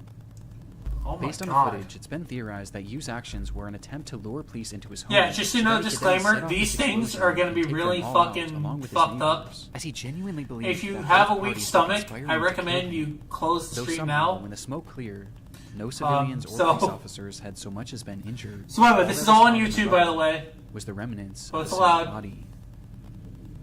Though for a moment, this wasn't the end of James Yu's story.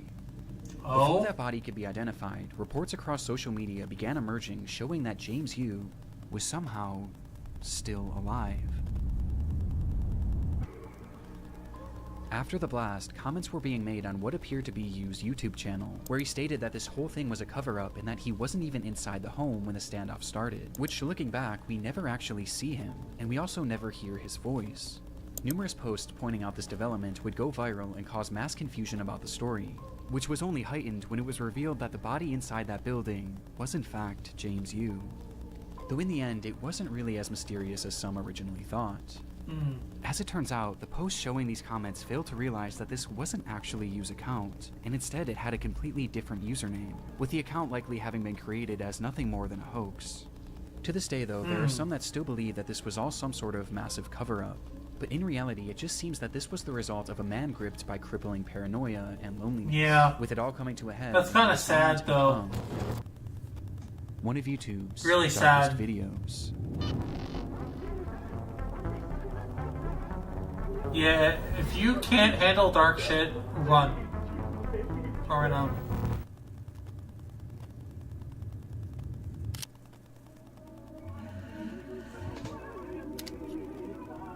Okay. There was really nothing else like it. This obscure 27,000 square foot structure allowed visitors to enter into what must have felt like another dimension. It was an exhibit called Dream Space, and was the creation of British artist Maurice Agus, a 74-year-old artistic visionary obsessed with the idea of creating large-scale surreal environments, and this was his magnum opus. The structure was inflatable, akin to a massive bounce house, and once inside, guests were confronted with a labyrinth of brightly colored walls and cells, twisting and turning into some sort of surreal maze that patrons were told to lose themselves in.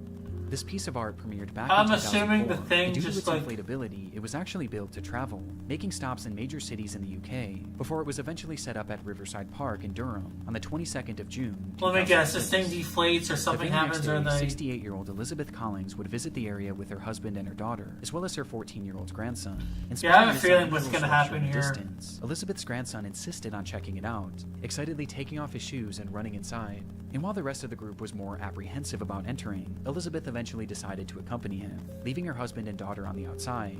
though not before turning back to them and joking that she was going in to find peace and serenity. Outside, Elizabeth's husband and daughter sat at a nearby table and enjoyed a cup of tea whilst conversing about the events of the week, only for the man to turn his head and notice that Dreamspace was slightly moving, to which he excitedly said, "Oh, it's a ride, it's a ride.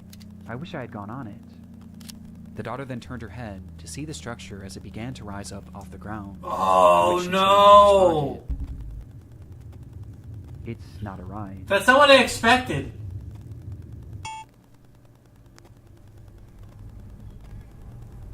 So the whole thing's gonna blow over, isn't it? Because of the high winds.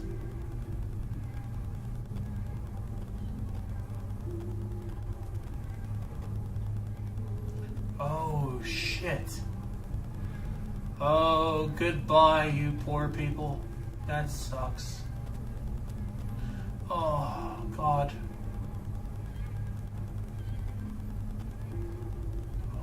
Oh, shit. Oh my God. In that moment, Dreamspace had snapped from its moorings and was blown into the air by a massive gust of wind.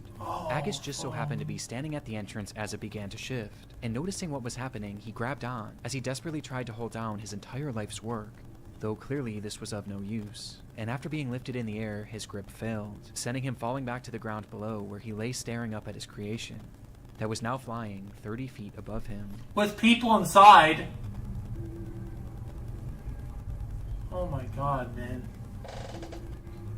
With literal people inside.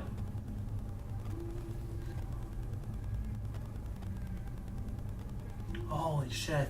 Inside, there were as many as 30 people who were now being thrashed around this giant inflatable structure in Oh a scene my that I God. truly can't even imagine.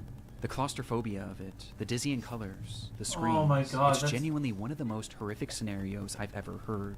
The inflatable structure was airborne for well over a minute, folding into itself before finally crashing back down into a parking lot, leaving behind what was described by witnesses as a field of bodies. Worst of all, Oh. the majority of those in attendance were families with small children, with one Yeah, that 7-year-old sucks. girl recounting her experience, saying, "It was very scary and people were screaming. I saw a lady clinging on and then falling out, and then she was lying on her back with people around her. I think she died." This lady was most likely 68-year-old Elizabeth Collins, who had been ejected from the structure when it was in the air, with her injuries being catastrophic and unsurvivable. Of all the others now sprawled throughout this field of grass, most were left injured but thankfully not in serious condition, though this wasn't the case for 38-year-old Claire from Edge, who had been inside during the accident with her 2 children. And despite her kids surviving, she was sadly not so lucky, with Claire and Elizabeth being the sole fatalities of the incident. The video is terrifying, and though it's easy to say that this could have been so much worse, considering how many people were in Dreamspace at the time, the consequences were still catastrophic, as it devastated 2 families, and likely left many others at the scene traumatized for life, especially the young children. But how could this have happened? Well, that day was particularly warm, which likely caused the air inside the structure to expand, causing a hot air balloon-like effect, which was then exacerbated by sudden strong gusts of wind, which eventually caused the structure to go airborne, as in the end, it just wasn't properly secured for the conditions. Looks like a Soon after the beehive. incident, Maurice Agus was arrested for manslaughter, though he would ultimately only end up paying a small fine, as he vowed to never create a large work again. Just a few years later, in 2009, Maurice Agus would pass away, with his legacy forever being defined by this devastating footage. That's kind of sad. Happy birthday to you. Happy birthday to you. Happy birthday to Oh no. On October 2nd, 2006, police entered the home of 31-year-old Elaine Campione, where inside they found the woman speaking incoherently. Next to her was a VHS camera, depicting a series of disturbing events that had transpired within the home over the previous months and days. Okay. With the footage eventually finding its way onto YouTube. Hi, Serena. It's August 8th, 2006. Happy birthday to you. Happy birthday to you. The tape starts with Elaine pointing her new camera at her daughter Serena. It was her 3rd birthday, and to celebrate, Elaine had left a brand new bike in the living room.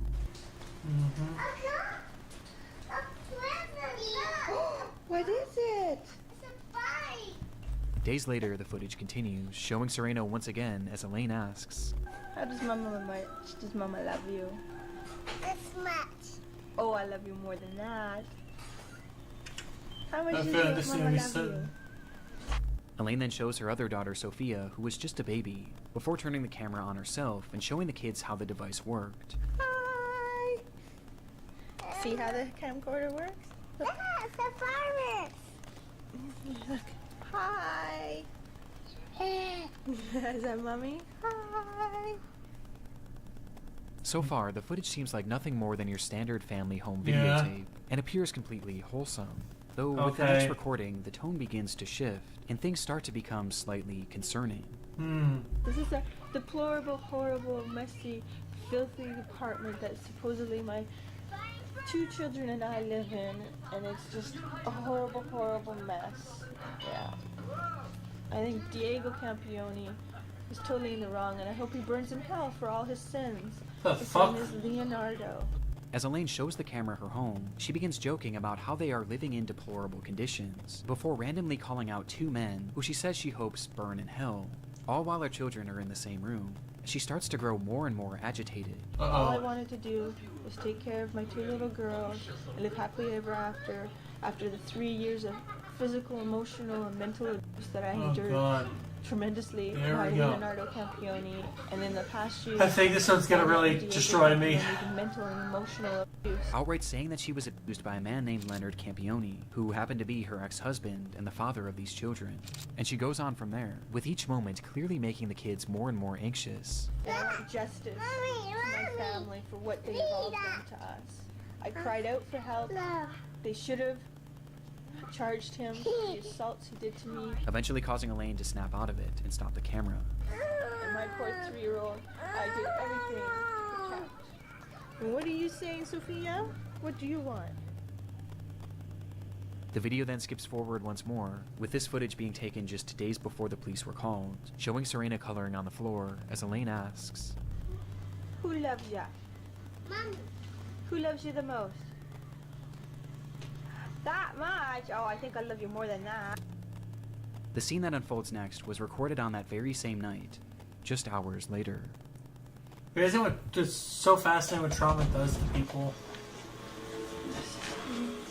Recording this because Leo and there are you happy? Everything's gone. You wouldn't give peace. You wouldn't tell the truth. You didn't care about our babies. You didn't care about me. You care about yourself. All you did was hurt us.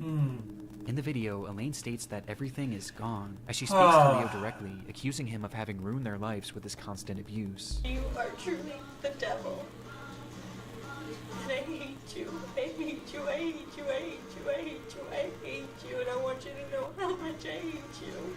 Disturbingly, the children were nowhere to be seen in this footage, with Elaine eventually addressing them by saying, God believes me. And God's taking care of them now. Oh, They're God. protected by God. Thank God. And thank you. Because there's no way I could have them with you. Nothing's good enough for you. It has to always Wait, be did she your kill way. them? They're good. And you can have it your way. Your wife and your daughters are dead now. What the fuck's wrong with you, bitch? According to Elaine, Holy shit. not only were her children gone, but she was too. She stops the recording soon after. Oh my God. Despite saying this, Fuck. the camera would actually start up one more time, where Elaine describes how she was still alive, despite having attempted to OD, which prompted her to call the police. When officers arrived at the home, both Serena and Sophia were found laying in her mother's bed, holding hands, and wrapped tightly in rosaries. Neither of them were alive. Holy fuck. 2 nights prior, This and is directly why I before hate filming fucking this message, religion. Elaine had brought them both into the bathroom, as it was time for their nightly baths. And once in the tub, she told them to play a game, one where they would place their heads beneath the water and blow out bubbles. When they did this, Elaine held their heads down, and she didn't let go until she was certain they were gone. Oh my God. This footage is some of the most disturbing that I've ever seen, as we get a glimpse into Elaine's Yeah, descent this is into allowed on madness, YouTube, by the way. moments directly before she stole her children's lives. But Oh all my of this God. leaves one obvious question. Why? Well, it was noted during her investigation that the abuse she alleged from her ex-husband Leo seemed to be very real and well documented over the years, leading to Leo not being able to see his children for over a year, with this causing the two to separate, which is when Elaine's mind began to deteriorate. She began believing this is gonna fucking freak me out, bro. Kill her, with this fear of people eventually shifting to a fear of aliens, as she claimed to have seen them on numerous occasions, believing they were following her. Because of this fear, she refused to let her children out of her sight, not even allowing her own parents to look after them, causing her to become so attached to these children that she genuinely began to believe that they were all one entity, which made things incredibly concerning when she became suicidal and eventually attempted to take her own life. Despite Leo's more than troubled history, he had supposedly turned his life around in the years leading to this footage, and was eventually allowed to start visiting the children on a limited capacity. And seeing the children and seeing the way their mother was behaving, he began to grow incredibly concerned, and eventually attempted to gain full custody. And it was this bitter custody battle that seemed to be the ultimate factor that led to Elaine ending the lives of her children. God's taking care of us now. He's protecting God, this is really fucked up. God, thank you. I think... Because there's no way I could have... Listen, crazy psycho people interest me, but they also scare me. And, this lady is not there mentally. I feel bad for those kids, and, I felt bad for it sucks that these kids are brought only for their lives to be shortly ended because of emotional trauma. Really Elaine fucked. Campione would be charged with 2 counts of murder and would eventually be sentenced to life in prison, with a possibility of parole after 25 years. Today, she's held in a minimum security prison, where she's free to leave once every weekend to attend church and other functions. There's a lot more information on this case, but it had to be cut due to constraints. I linked some deep dive videos into wanting... Okay. I'll be right back. I have to take a piss real quick. I'll be right back. I do have to take a piss, so I'll be right back. Be right back really shortly.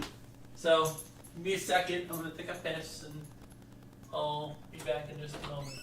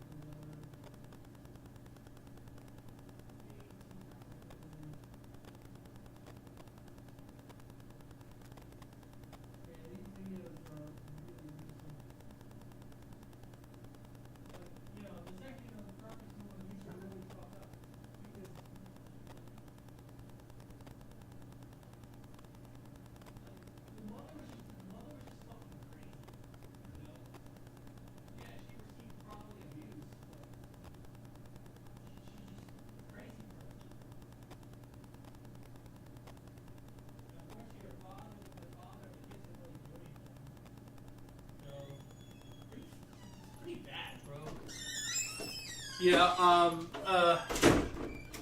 that's fucked, bro. Okay, I'm back now. Sorry about that. I'm back. Okay, that's fucked. It's really, really fucking bad. It's really, really fucked. Really bad. Yeah, really bad. Oh my god. Yeah. Okay, before we go into the next one, I want to make a thing for the first video we saw. I did not expect. The reason why I was laughing is because it's like when you first watch it, you have energy and whatever, and then you hear that because the meat grinder thing.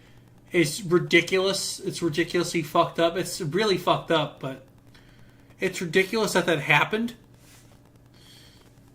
And for those that weren't there for the first thing, or those just either skipped it or moved on and they skipped part of the video, or didn't watch that video, I'm gonna put it in the description, and the channel, so I'm gonna put the link to the original video and stuff. Yeah, this is pretty messed up.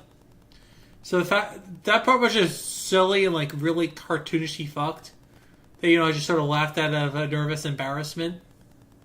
I said, "Oh, funny." And then like you get into the later ones of this show, of this thing, like it just became. But this one, this darkest video on YouTube, like he is. Keep in mind, this is a series he does, where this guy makes really dark. Like I said, if you have a weak stomach to like stuff like this, I recommend you don't watch. Again, I'm going to be putting a disclaimer at the video when I trim the videos down. So that way people click off if they can't handle it.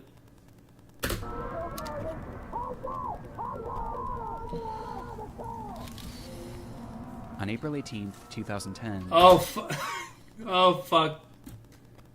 A 39-year-old man named Gavin Collins was released from the HMP Ranby prison in the UK. His freedom would last less than 24 hours, as the very next day he suffered a severe mental breakdown, the result of which was captured partially across several video recordings that later appeared on YouTube. This is the story of his rampage. Okay. It began at approximately 9 a.m. in the city of Nottinghamshire when Gavin left his home. As he walked down the sidewalk, those in the area reported him acting strangely, muttering to himself that he was Jesus and that he was invincible.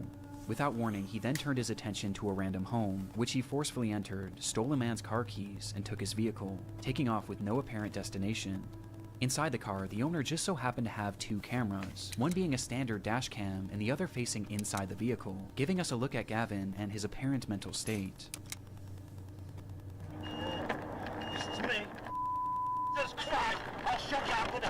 This guy looks fucking creepy as fuck, too. Come on, let's go, bro. Stop getting rid of all that crap pairs. Let's go! Let's go! Just at a glance, it's obvious that Gavin is completely unhinged. For some reason, he was utterly filled with rage, ripping off the rearview mirror and yelling obscenities and incomprehensible threats at no one in particular. I'm enraged!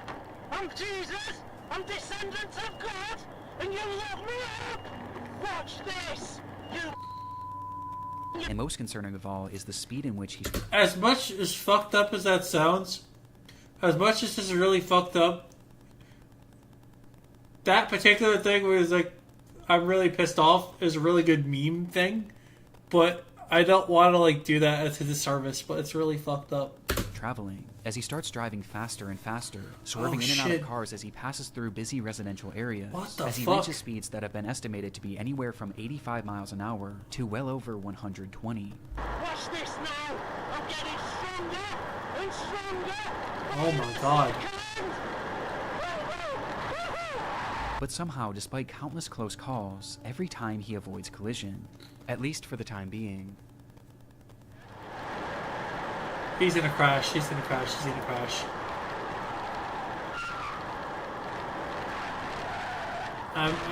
Oh, Jesus. In an instant, Gavin smashes the vehicle into a brick home at full speed. Oh my god. With the impact being devastating. And yet somehow, through the destruction, Gavin was not only still alive, no way! Unharmed, and also no way! Unfazed. He pulled himself from the wreckage and immediately turned his attention to maybe he is Jesus, and he's angry. Maybe. Woman driving nearby, and within moments he had forced his way into the vehicle and was behind the wheel once again, continuing this is some Grand Theft Auto shit. Until once again he crashed, and much like the initial my collision, god. he survived, walking away unscathed before turning his attention to another random home. Maybe he wasn't lying and saying he was Jesus and he was unstoppable. Maybe what he said was true. In pursuit of stealing his third vehicle, he grabbed a nearby concrete slab and began to smash through the home's doors. It doesn't help that this guy looks really fucking scary. Bloodying his hand in the process, before eventually making entry. He looks uncanny as shit. Were a mother and her two children. Oh, no. Oh, fuck. Wasn't even a year. Gavin no. Oh, God. Yelling and demanding that the mother give up her car keys, telling her that he was Jesus and that, because I am Jesus, I will kill you if you don't give me the keys. Without hesitation, she did as he said. Gavin then went to each member of the family, and with his injured hand, he drew crosses on their forehead, out of his own blood, before taking off with his third stolen car. Fuck. This is why I hate religion, guys. Once again, Gavin was driving manically, though this time he was even more reckless, crashing into a brick wall and then a cop car, before setting his sights on a pedestrian. While speeding through a neighborhood, Gavin would see a man standing innocently near a bus stop, and for whatever reason, the sight of this man enraged him, causing Gavin to slam on the brakes and reverse the vehicle, stepping on the gas as hard as he could, and crashing directly into him, leaving him lying there with devastating injuries. This guy looks Gavin like the quickly guy exited the vehicle from and found the Bully. man lying motionless on the ground, prompting him to shout, "I've killed him. I've killed the devil." Minutes later, Gavin would crash yet another car into yet another home, though this time the police weren't far behind. Yeah. I swear this guy looks like he looks like a guy I've seen before. And get him. Yeah, get this fucking asshole. Throw him in jail.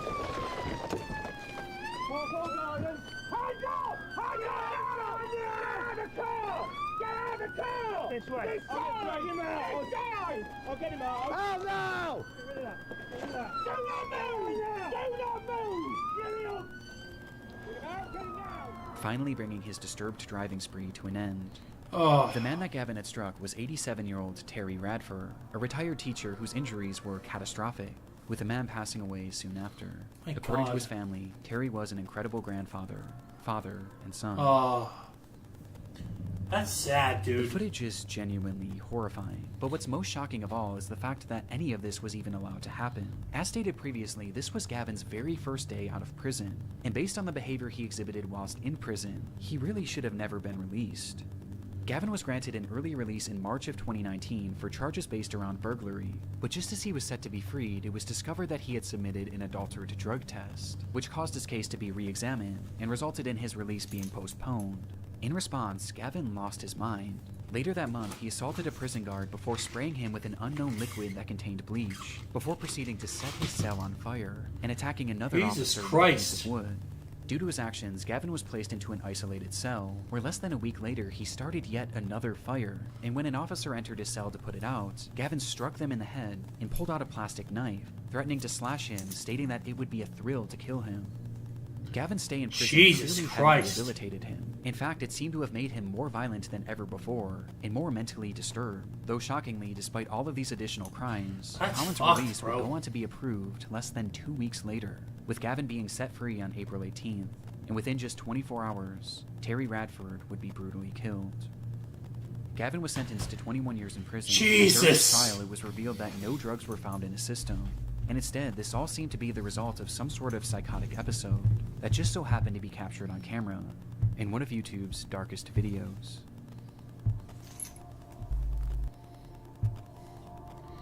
Yeah, that's really fucked, bro. Alright, and that's the Nick Crawley.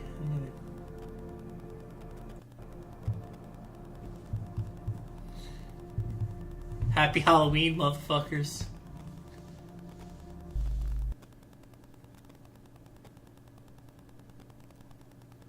Okay, I understand. Okay. So, disclaimer before we do this reaction, guys. This is really fucked and really dark, and I don't... If you got a weak stomach, I suggest you click off right now, because if you comment, oh, I'm triggered, all of this, I have blah, blah, blah, I will not read it. I will just ignore it because you didn't ignore the warning, so you have been warned. Has really shaken up this Monk's Corner neighborhood. One resident said she was too worried about her children to come out and talk with us. And Sheriff MC Cannon says right now he can't offer much comfort. So, when I said these were dark moments, I fucking meant it. Really fucking dark. It was March 3rd, 1989, in Berkeley County, South Carolina.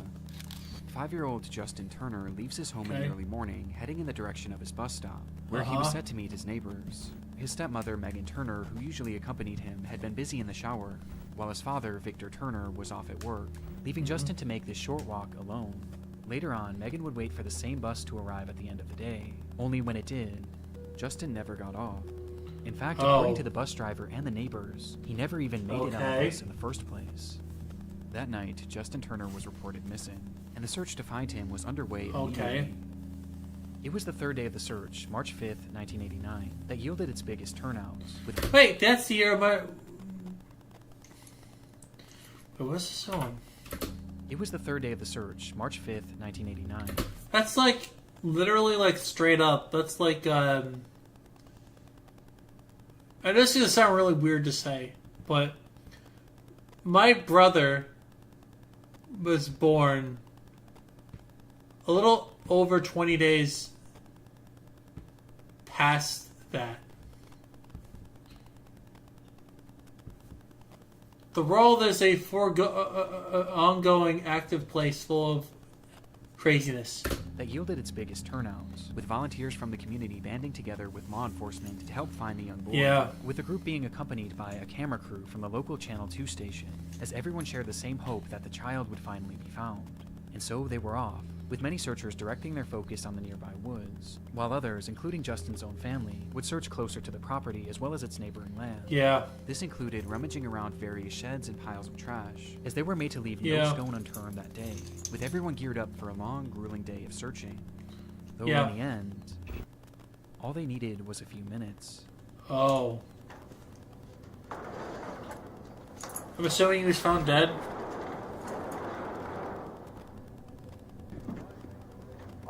In there. Ethan, that's No camera, no camera. Where is he at? Where is he at? I'm assuming he's dead. With the cameras rolling, we see the moment that Victor Turner discovered his own son, stuffed inside an old cabinet in his own camper, with his reaction making one thing very apparent. Justin was no longer alive. The footage is devastating, and made worse upon the discovery that not only was Justin dead, but he had been brutally assaulted and murdered by strangulation.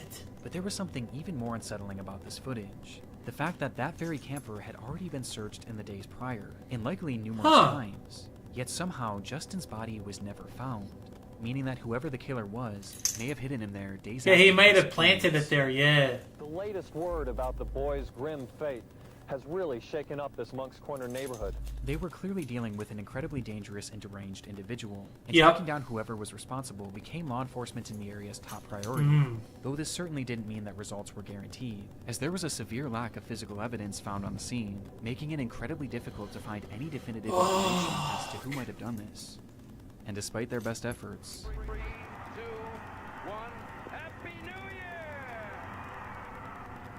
a full year passed, and then 2, and then 3. Then a full decade passed, then 2, and then 3. From the start, Justin Turner's case was ice cold, and in the end, it seemed clear that it would remain this way forever. Until... Breaking news this afternoon out of Berkeley County, as the Berkeley County Sheriff's Office has made 2 arrests in the Justin Turner case. The Berkeley County Sheriff's Office confirms that yesterday they arrested Justin's father, Victor Lee Turner, and his stepmother. Has made 2 arrests in the Justin Turner case. The Berkeley County Sheriff's Office. I that's a lot to take in. That's a lot to take in. Motherfucker fake crying for his son's death.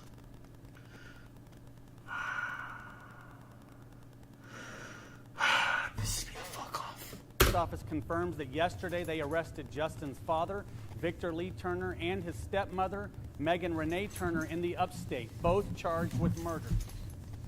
35 long years after Justin Turner's body was discovered, it would be the very man who found him that was charged for his murder.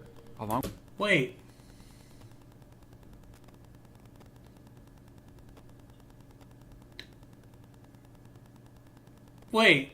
I don't know.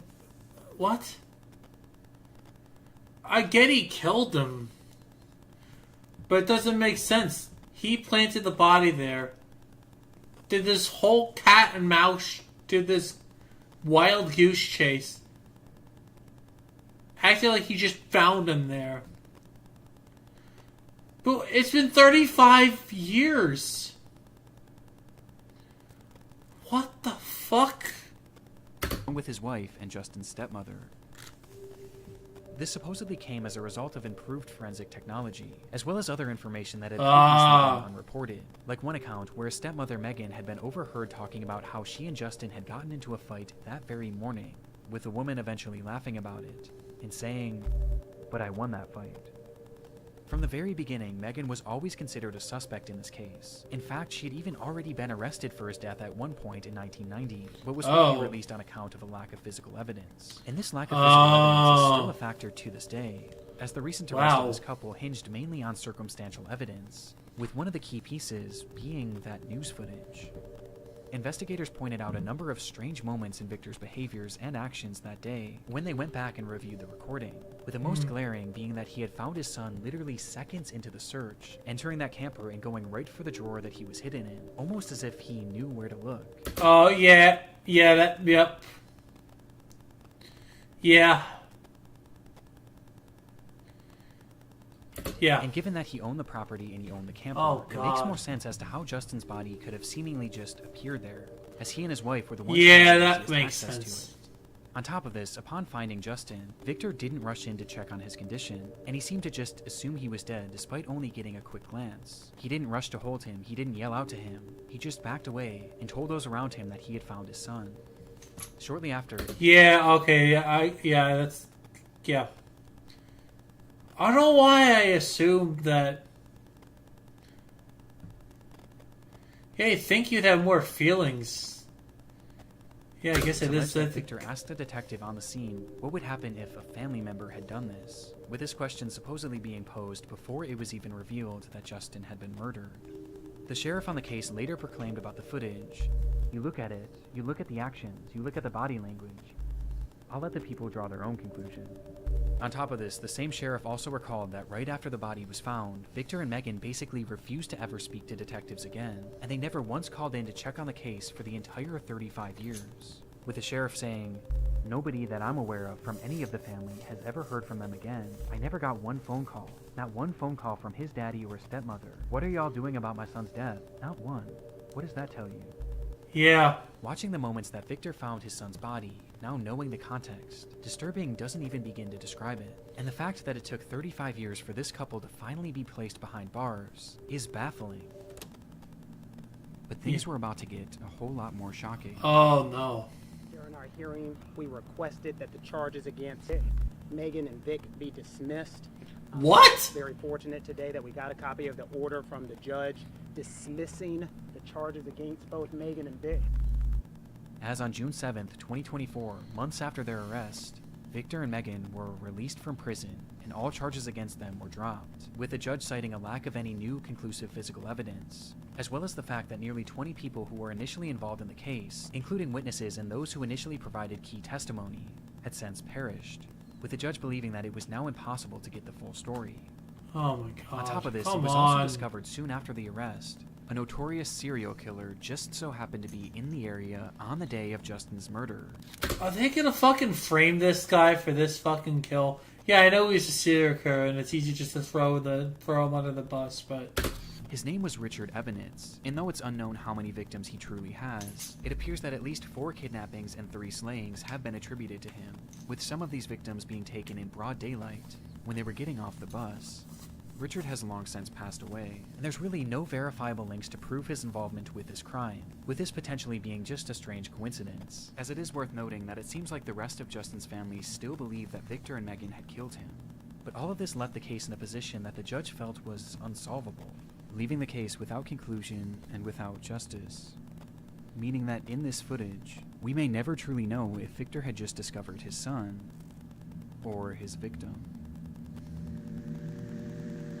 The 3-day search is over, but not in a way anyone wanted to see. Vivas que não recomendamos para crianças. Oh my god. We'll be watching the next ones next Halloween.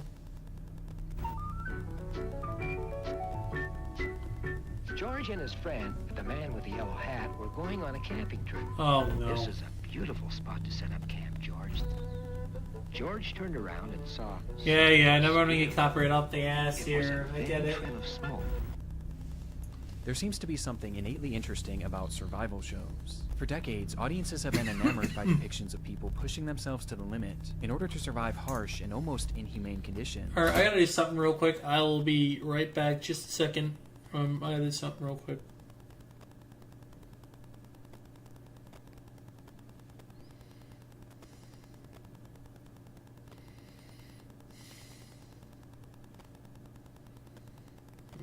Let me check something real quick.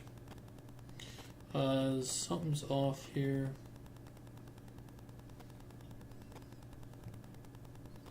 One second, I'll just do something real quick.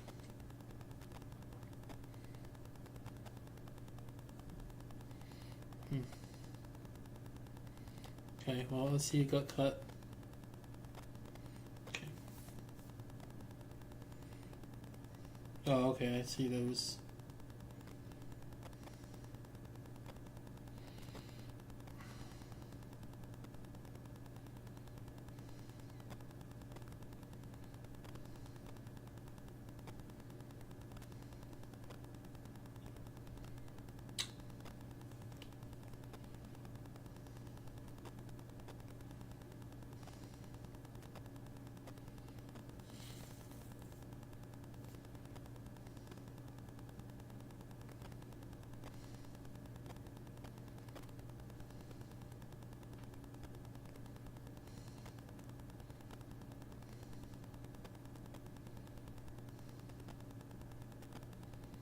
Yeah, okay.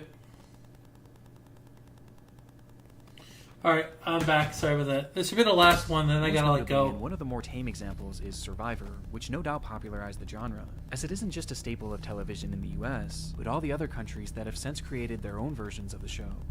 In France, the show was called Koh Lanta, and was created back in 2001 by the company Adventureline Productions, or ALP for short. And by the year 2015, the show was one of the most popular in its market, having seen 13 successful seasons. And so, riding the high of this impressive feat, ALP decided to try their hand at a new show, one that was far more daring. Yeah, this is pretty bad.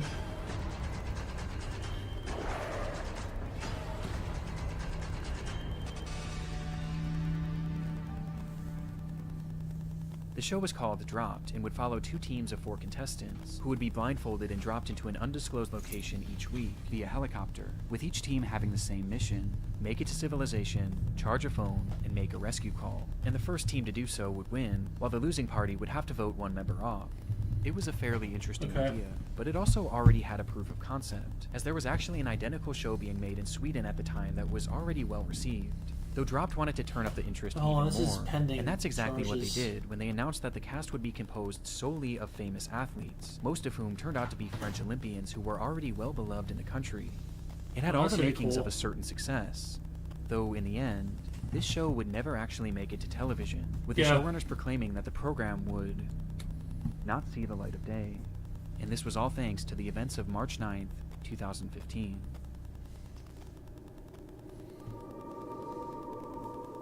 It was the start of their second episode. The first had seen the elimination of professional footballer Sylvian Wiltord after his team failed. Alright, I'll be right back. I gotta order something to eat. I'm hungry. Fuck. Oh.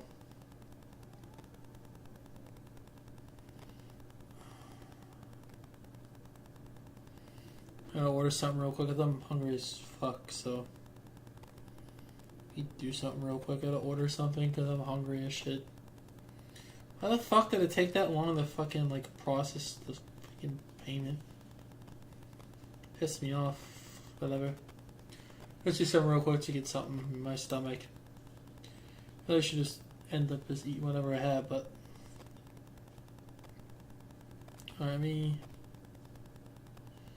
Alright, recurring transfer. It's pending. Why? Okay, well, I could just take it out of the savings, I guess. I can recurring. Transfer. Checking.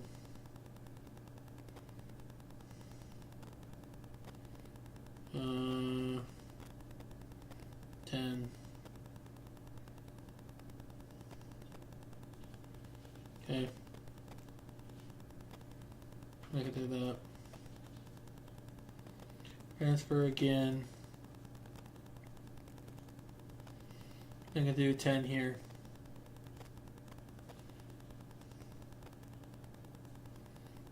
Oh, wait, hold on. Wait, why? Okay, I'm stupid. There you go. I'm gonna do 10. There you go. I think this should be good. There you go. Alright, we're fine. Yeah, alright, we're good. Let's see, let me order something to eat because I'm fucking hungry as shit again. I don't know why. Alright, I don't care. I'm gonna order anything. Get something to eat real quick. I am fucking hungry as balls. Just Chipotle is horrible.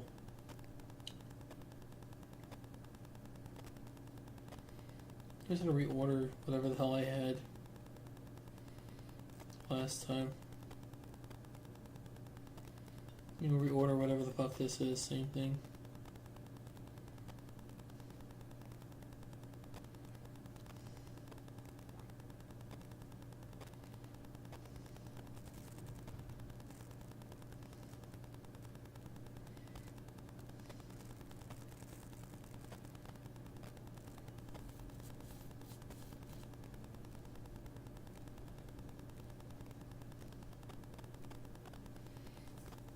Right, I'll go get it.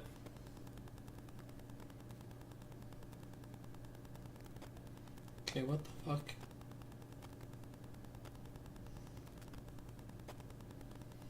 Okay, that's weird.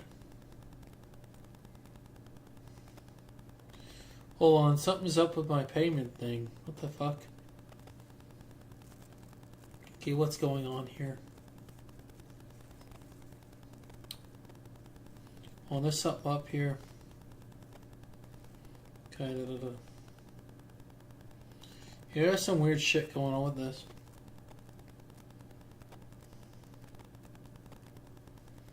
Okay, I don't know what the fuck is going on.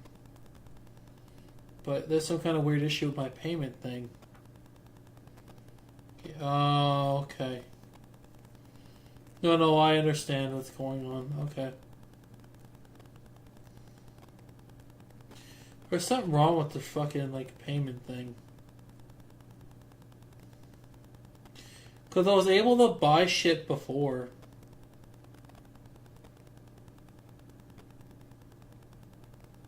Okay.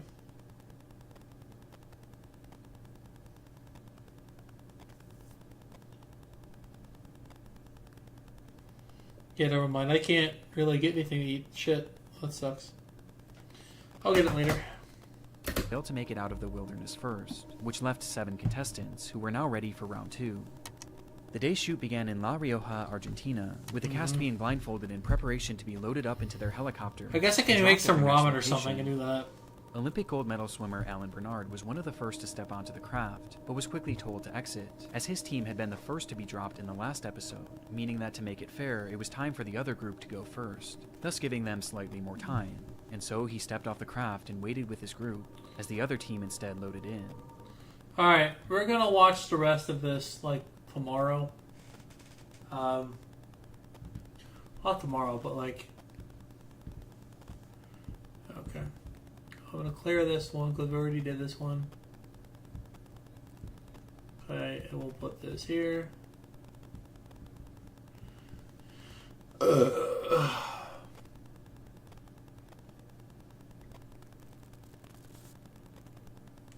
Halloween. And that. Okay, C list. Okay, well, that's pretty much it for that stream. Oh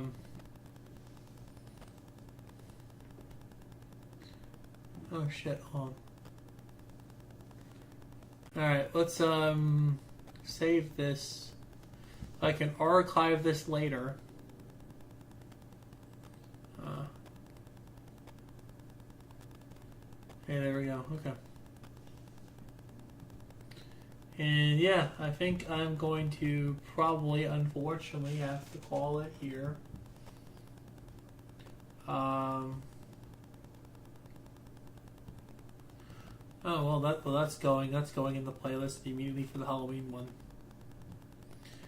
But yeah, we're gonna do like a Halloween stream to like November and stuff. So yeah.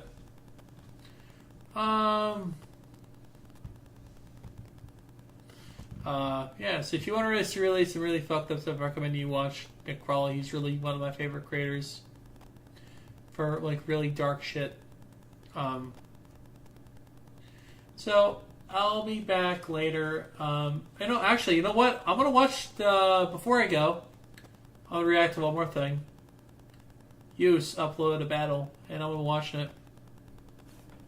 Hello, travelers, and welcome to another Pokemon Black and White 2 Wi-Fi battle. Today we have a game, a randomized battle against Gold or Zoa. Mike, awesome guy. Make sure to check out his channel. He's a speedrunner. He uploads Wi-Fi battles. He uploads so many cool things. So make sure to check out his channel.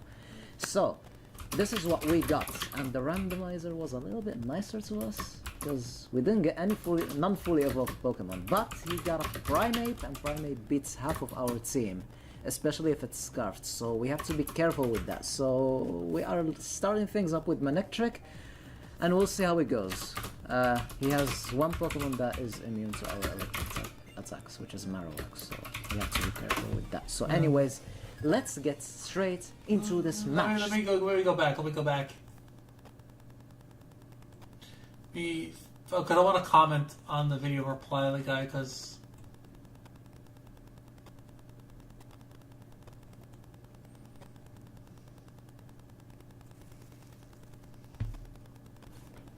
Hello, travelers, and welcome to another Pokemon Black and White 2 Wi-Fi battle. You gotta like the video. We gotta comment. A randomized gotta rate and battle subscribe against Gold or Zoa. Mike, awesome guy. Make sure to check out his channel. He's a speedrunner. He uploads Wi-Fi battles. He uploads so many cool things. So make sure to check out his channel. Oh yeah. This is what we got, and the randomizer was a little bit nicer to us. Yeah, they were actually going to get my commentary on the battle. Non-fully so after this, I'm actually getting my commentary on the battle Primeape, recorded. Primeape beats half of our team, especially if it's Scarfed, so we have to be careful with that. So I'm excited. Starting things up with Manectric, and we'll see how it goes. He has one. Don't worry, I'm giving my side of the battle very soon. So attacks, which is Marowak, so we have to be careful with that. So anyways, let's get straight into this match. So he's gonna lead with his Primeape, thinking he might switch into his Marowak. I'm actually gonna go for these. Yeah, I predicted he would switch. That's why I went for close combat here. True. But he stayed in, and I ended up giving him my specs, and I took his Light Ball, the item that boosts the attack of Pikachu. And then he's gonna close combat me in the face. He's gonna get a crit, and that's how this battle is gonna start. And I'm like, okay, is this how we're gonna do things? Sure, this is how we're gonna do things. This is how we're gonna do things. Thanks, game. Thanks. Anyways, Ninjask, since his specs and he's locked into close combat, I'm just gonna freely set up a... Yes! This Ninjask gave me a lot of fucking problem. He's gonna switch into his Ponyta. I'm gonna set up a sub. And he's gonna keep... By the way, this Ponyta's fucking banded too, like... And my plan is basically to have him take as much recoil as possible, because I'm already at +2 Source Dance. I have 90 base speed. And I wish I have a flame charge on this thing, to be honest. But hopefully we're gonna be able to finish him off and end up. I got really shit folks. And having Ninjask at +2 and +6 in speed, and just become a threat and destroy every single thing in my path. Because I'm a destroyer. This is what I am. I'm not a Ninjask. I'm not a bug. I'm a destroyer. Destroyer of worlds! Yeah, that was the plan. And after the game, he told me that he was banded, so he didn't have an Violet. So, yeah. So, anyways, he's low. Yeah, I was banded, and I'm really sad. I'm recovering with my leftovers. I'm setting up subs, and whenever he's in yellow health, oh, I forgot subs anymore. I'm gonna attack, but he's gonna decide to switch back into his Primeape. And I'm like, okay, I don't know what he was expecting. Maybe he expected me to attack already, but I was not gonna do that. I was gonna stick to my plan. Now behind the sub. And he's +4! No! Ninjas! No! +4. He's gonna go for Fling, He's gonna fling my choice specs back at me. I gave him a gift, and he just throws it back at my face. Like, okay, you're not gonna keep my gift. That's not very nice. That's not very nice. So his plan was like to fling something with the light bow and paralyze it. That's actually pretty cool. Pretty cool. I love those kind of funny sets, and Mike tends to have those a lot. So good. Yes. Anyways, now we are plus. This has the Divine Light, by the way, just so you know. Attack, plus 6 speed, behind a substitute. This is cooked. No! That's what it means. I mean, can you describe it in any other way? That's how you can describe it. YouTube, please don't censor this video. Anyways. Yeah, censor. Here comes the Ponyta again. Plus 6. It's a little cup Pokemon. It doesn't have an Eviolite. Out of the way. Out of the way. Damn. We haven't said this yet. Out of the way. Out of the way. Like everything is about to go out of the way. And I'm like, please, please, something take a hit. Please make this a good game. Because, no, just no. Marowak has a good defense stat. Please? And I'm like, okay, good. Thank goodness Marowak was able to take it. He will go for that Thunder Punch. Thunder Punch! Sub. And we'll see how it goes. Of course, Marowak will drop because, yeah, Ninjask plus 6, but that's good. That's good. Marowak saved the day a little bit. And now let's see if something else can take a hit. And this is my best thing to take a hit. So Primeape will take that resisted plus 6 Excisor, and he was able to take it. That's insane. That was plus 6.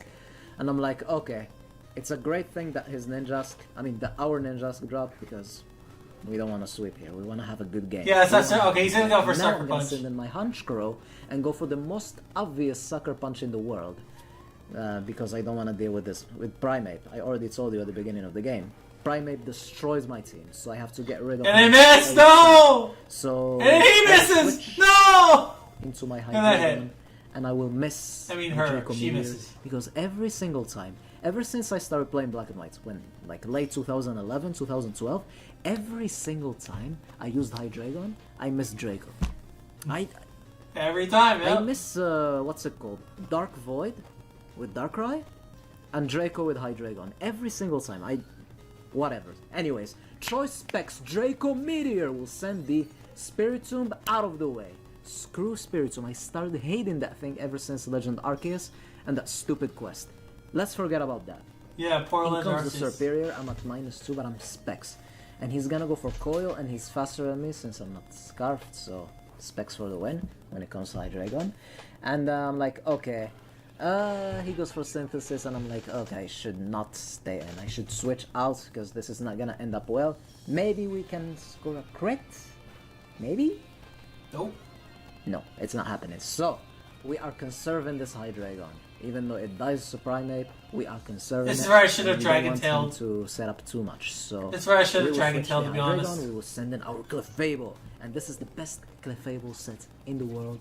With a Life Orb, this is so silly. Attacker, Double Edge, Fire Blast, that's what we do. And what did I say? Fire Blast. You heard me right. Fire Blast. I have a Fire Blast ready for the Superior. To the face, out of the way. Out of the way. Out of the way.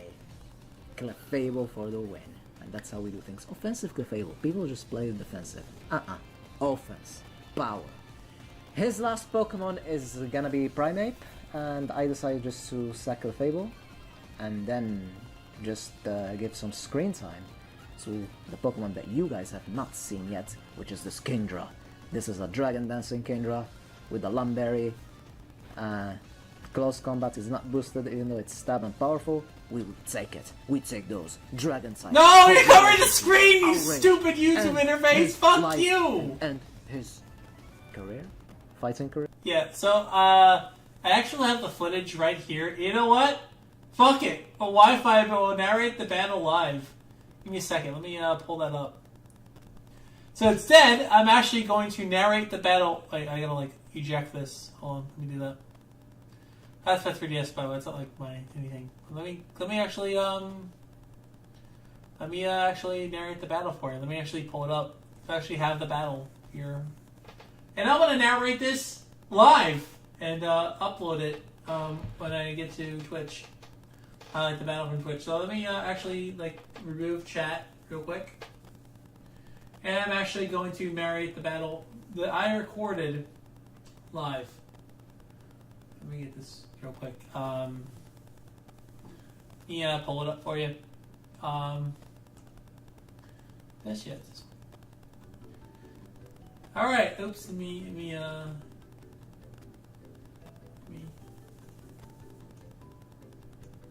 right. Let me window capture. All right. Oh. So yeah, this is an actual battle I recorded with my DS capture card, which I'm gonna be showing on stream right now. And yeah, this is actually like footage for the DS. Oh wait, what the hell? Okay, hold on, it's backwards. There's the actual battle. There we go. I just need this like actual like footage on a DS. Like this isn't like emulator or anything. Set of capture card. So this is my team. I'm gonna show it off. So this team, I'm gonna give overall thing of my set. Primate's got Fling with Light Ball. Lumbre with the Violate. It's got Leech Seed, Scald, Ice Beam.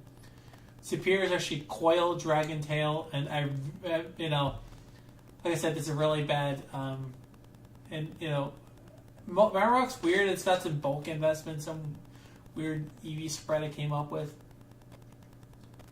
Oh well. Anyways. Yeah. Okay. So I do have this battle ready to be narrated. So I do have the footage here. And yeah, it's a pretty good battle. I'm actually going to be saving that real quick.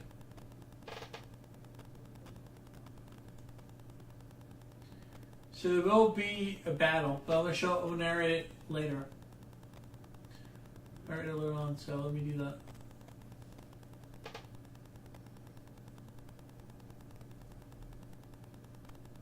What the hell? What the... Oh, okay, this is the other one. Okay, this is the other one. Okay. Okay, oh, this is the other one. Okay, so we're going to narrate this battle later. But yeah, that's my battle. So I just show you that it is like, on like actual DS and stuff. Like, I mean, you can do this on Hammer too, but like, I'll be narrating that later. But yeah, I want to watch that battle live because it's a pretty amazing thing.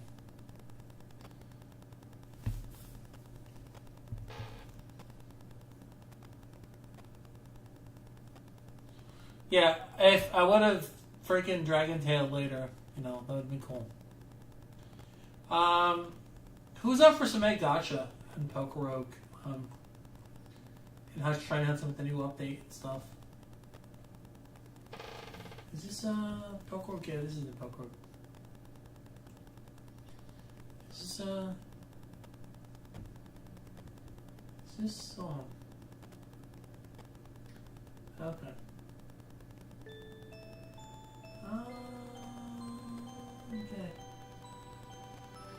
Okay, why is it like this again? Okay. Okay, I don't know why it's like this. But I don't know why it's like this. It actually give me, okay, cool, it does give me like the right aspect ratio. Here's some of this today.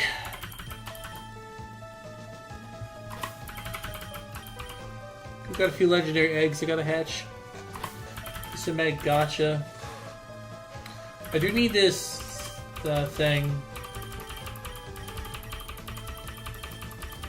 Alright, come on. An asshole. Got a legendary, of course. Okay, he's a really good team because I want to use a good team to like play.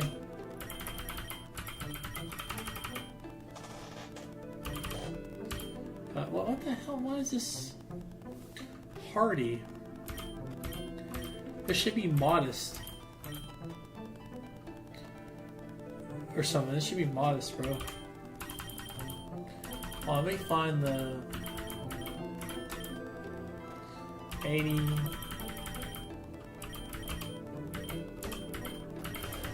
What the heck?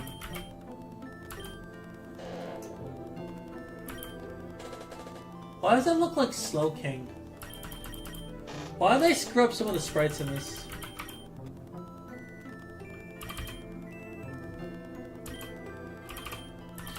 Okay, let's get the. I'm actually gonna pick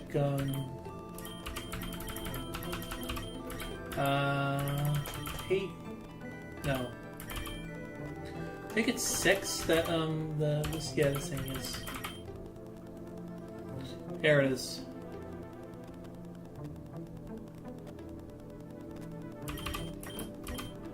Okay. Just doing some egg hatching today for the event.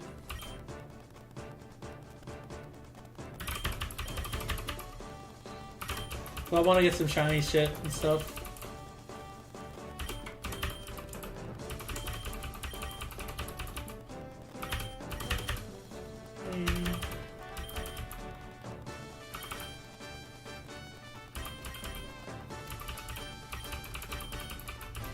Alright.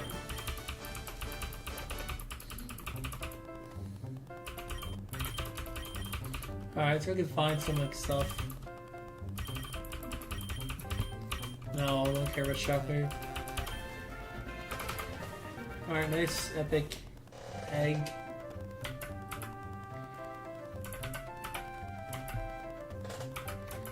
I think we got the egg loop for this, I think, though. We already got it.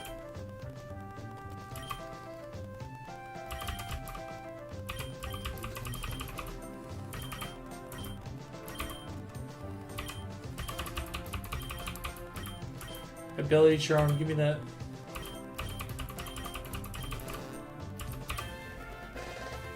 Okay. Well, it's charging strikes on Totodile, that's cool. No shiny though.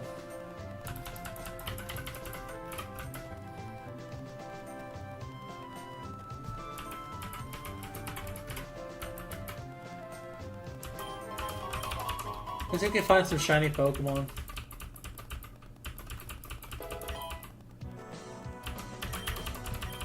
Okay, this move, because it's so powerful.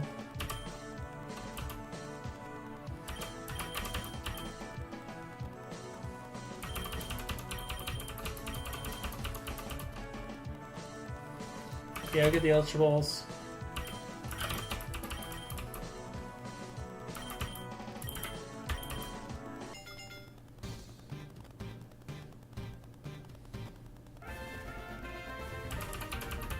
Alright.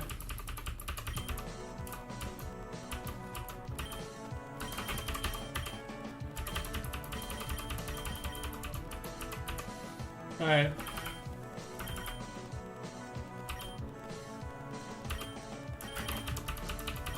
Okay, well.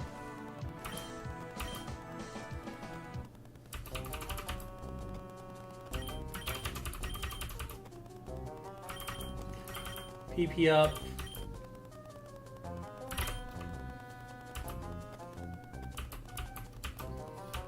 Okay, gonna Wild Bolt Storm and just Secrets or whatever.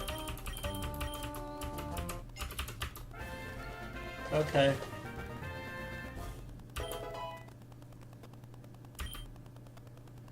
Wait. Okay.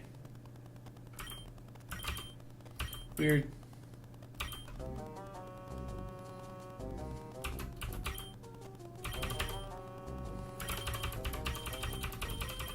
Okay.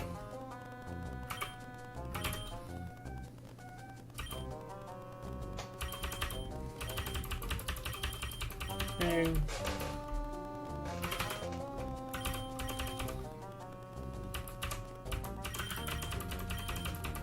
He's still dead, so. Wow.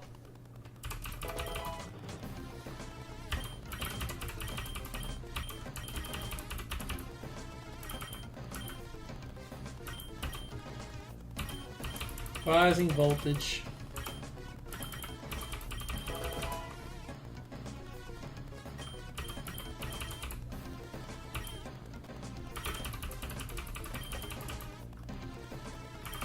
PP up, good.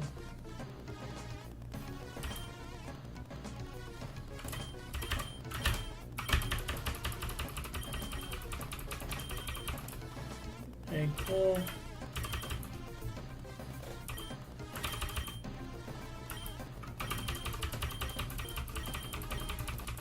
Ooh, okay, egg cache.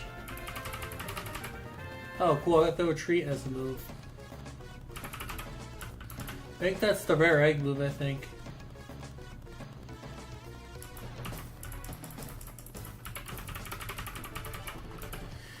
Okay.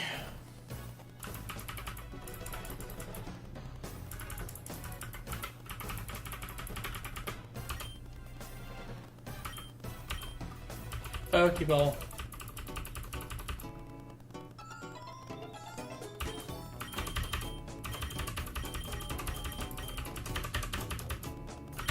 Pokeball.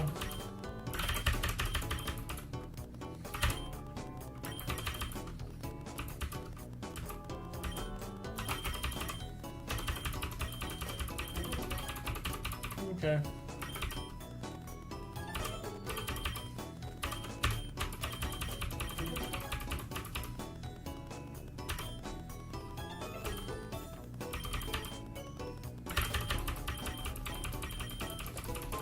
Cool.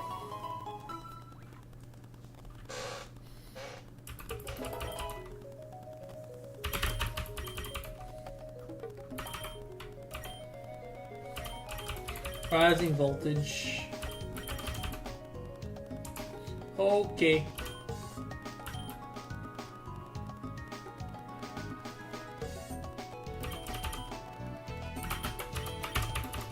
Dead. There we go. I'll get rising voltage just instead. Oh. So we're there, he's mainly there just for pickup. There again.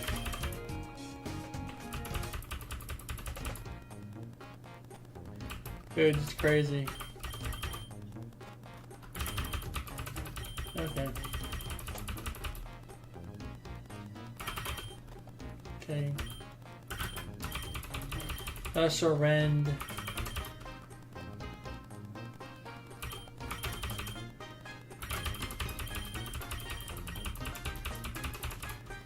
Okay.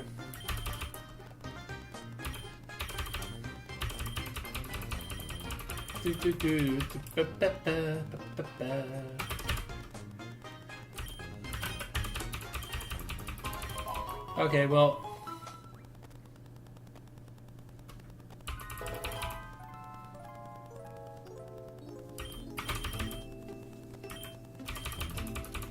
Inserts it, that'd be great. Yes, good.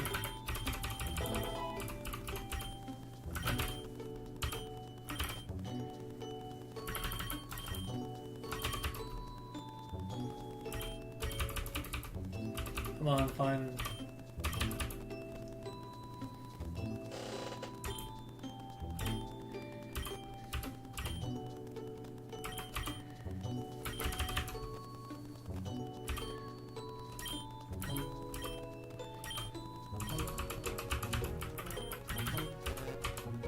Wait, what the hell? Oh, that's right.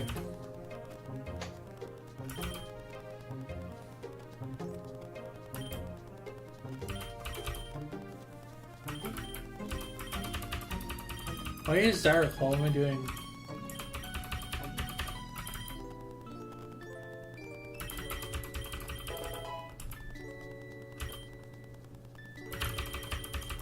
What am I doing? Cooked. There we go.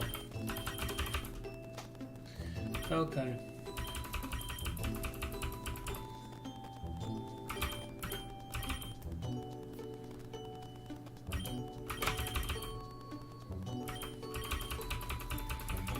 They're all dead.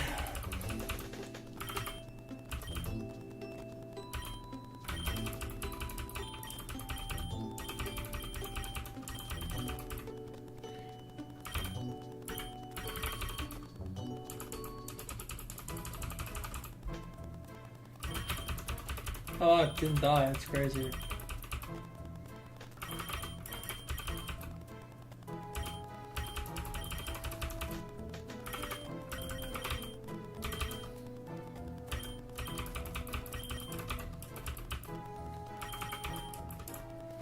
Alright. No first impression yet.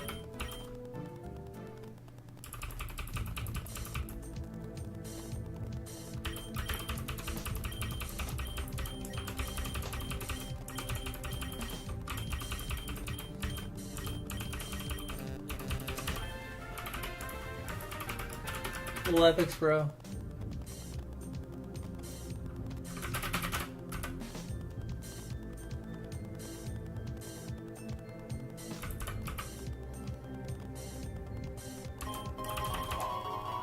Nothing going on here. Let me check my...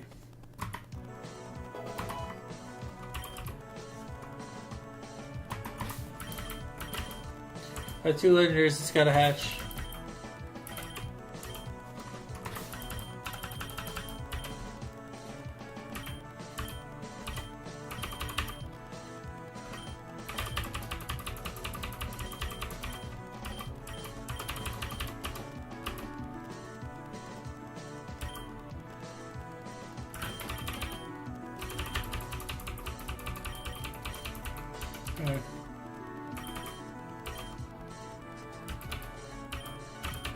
Rising voltage. Rising voltage. Rising voltage.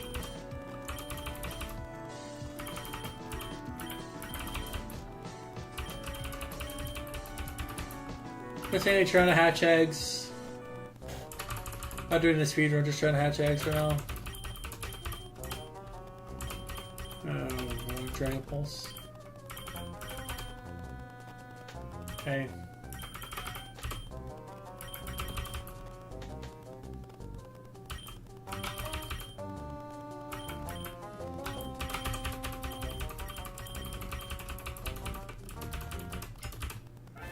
Oh, I got a Pokemon I don't have yet.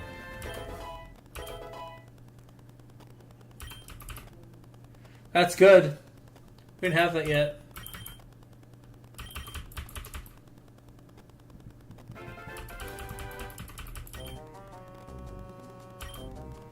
Well, that's something we technically didn't have yet.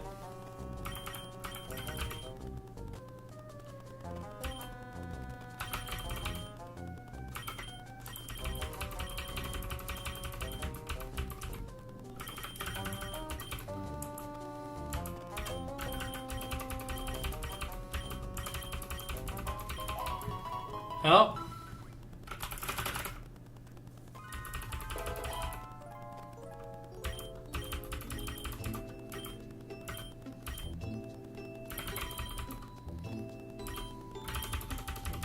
Alright, well that's done.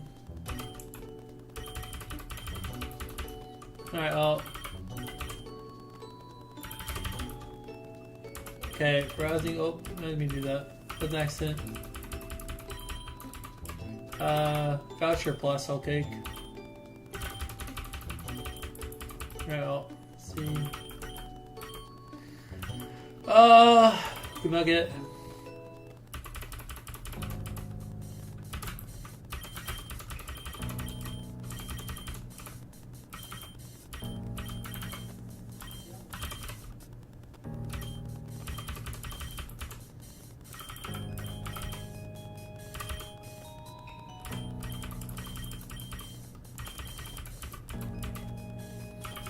Look, I don't know why this thing is here.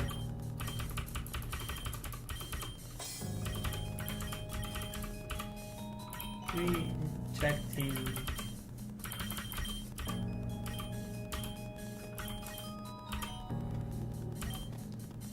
Special rends.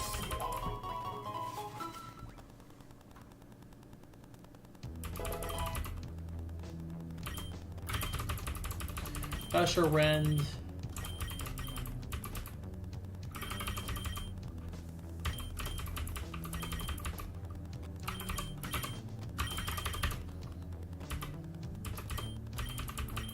Rising voltage.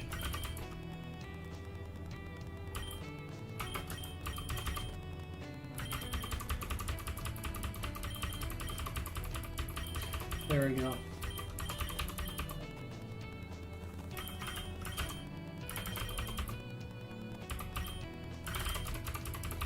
There we go.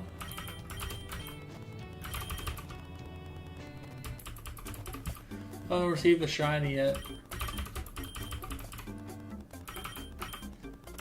I mean, there's shiny up since the Halloween event. There's a shiny thing going on right now.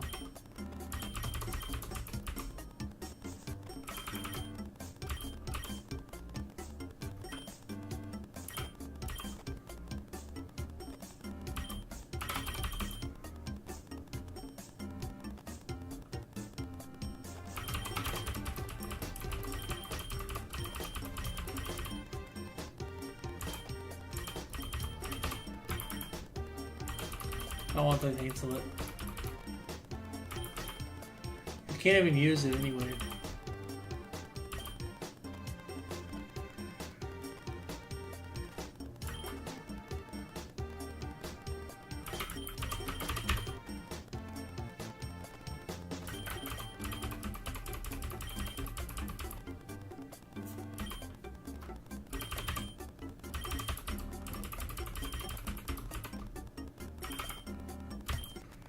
Alright. Oh, that's a...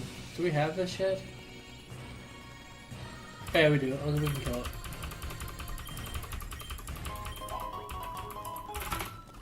Oh, well. Of course, other things start to take a turn.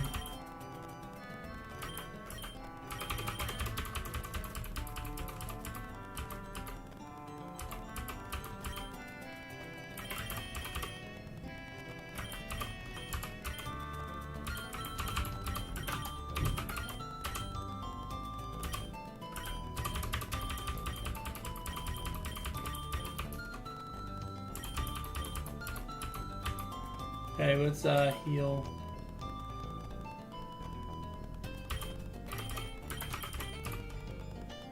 We got all ground types.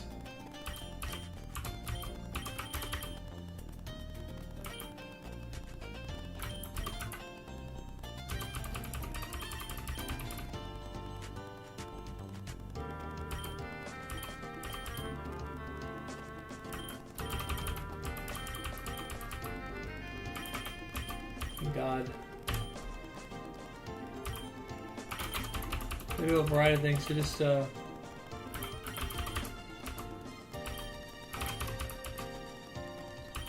Jesus. I might be dead. I'm not yet. Alright, revive variety, please.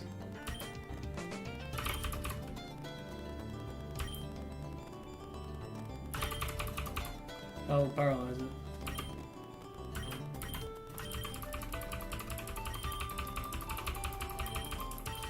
Alright, that's dead.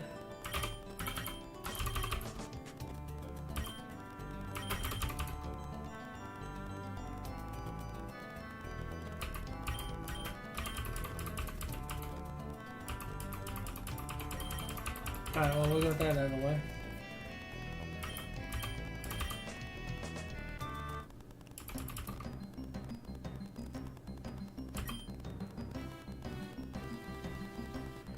Alright, shut up. It was dark while the put you out in a swords dance.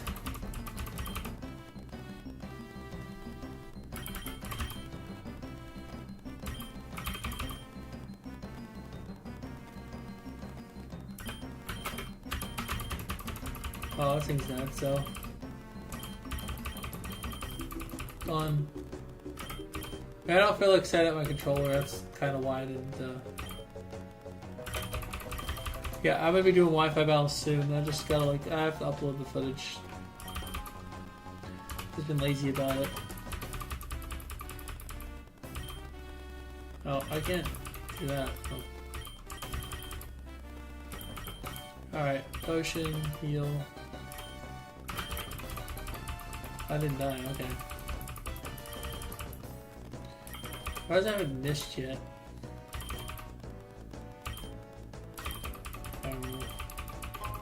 Like speaking into existence.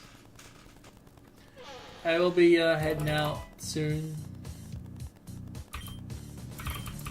Yeah, so what we did today is we watched the Crush Showcase, and now we watched the We watched a couple of Nick Crowley videos. There was some really fucked up shit in there. If you don't mind really messed up shit, I recommend you click and watch it. If you like that sort of thing. If you don't, if your stomach is weak, I recommend you don't click on it. I'll be highlighting those specific parts of the vids when I get time. Which I just do not have time right now.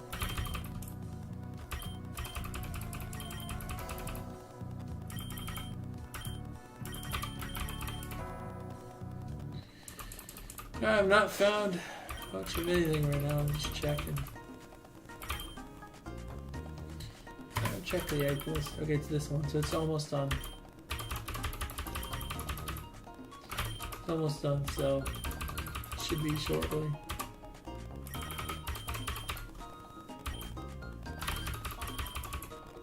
Should be soon. Oh god, that's bad.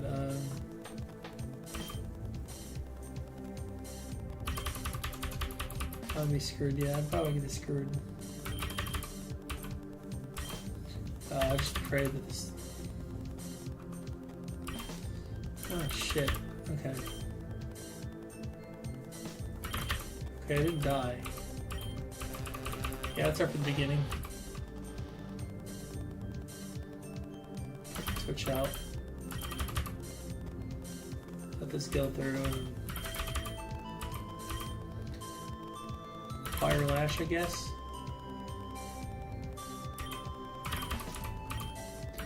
We'll try the Tester Run. What? Okay, well.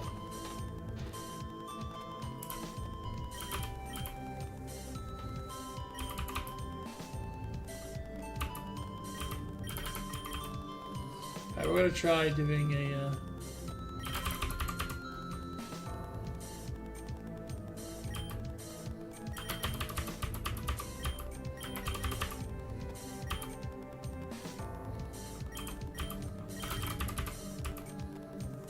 yeah, it did not work either. Okay. Let's see.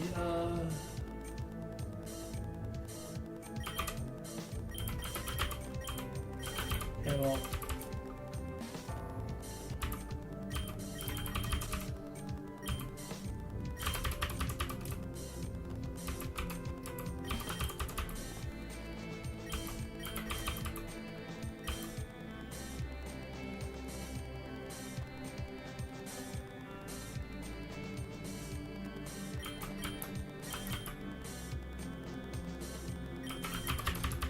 Okay, we got it. Of course it's fucking Maridon. Why wouldn't it be? It's great. Damn it. Oh, well. I'll be doing more of this tomorrow. Gonna take a break. Let's see, it's 5 o'clock.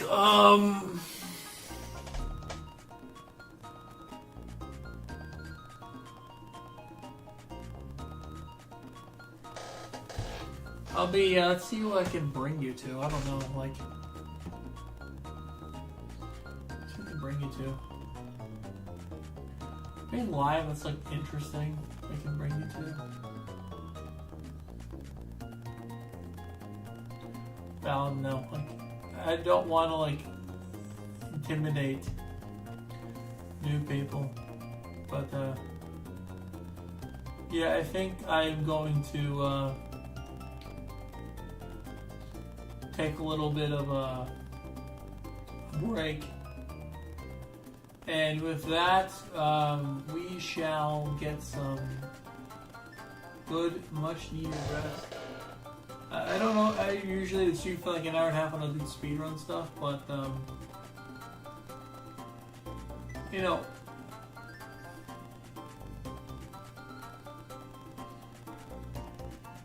why are they recommending me fucking Justin Bieber? No, don't recommend me this fucker, please. I'm out of here, guys. Oh wait, never mind. Alkaid's left. We're already done.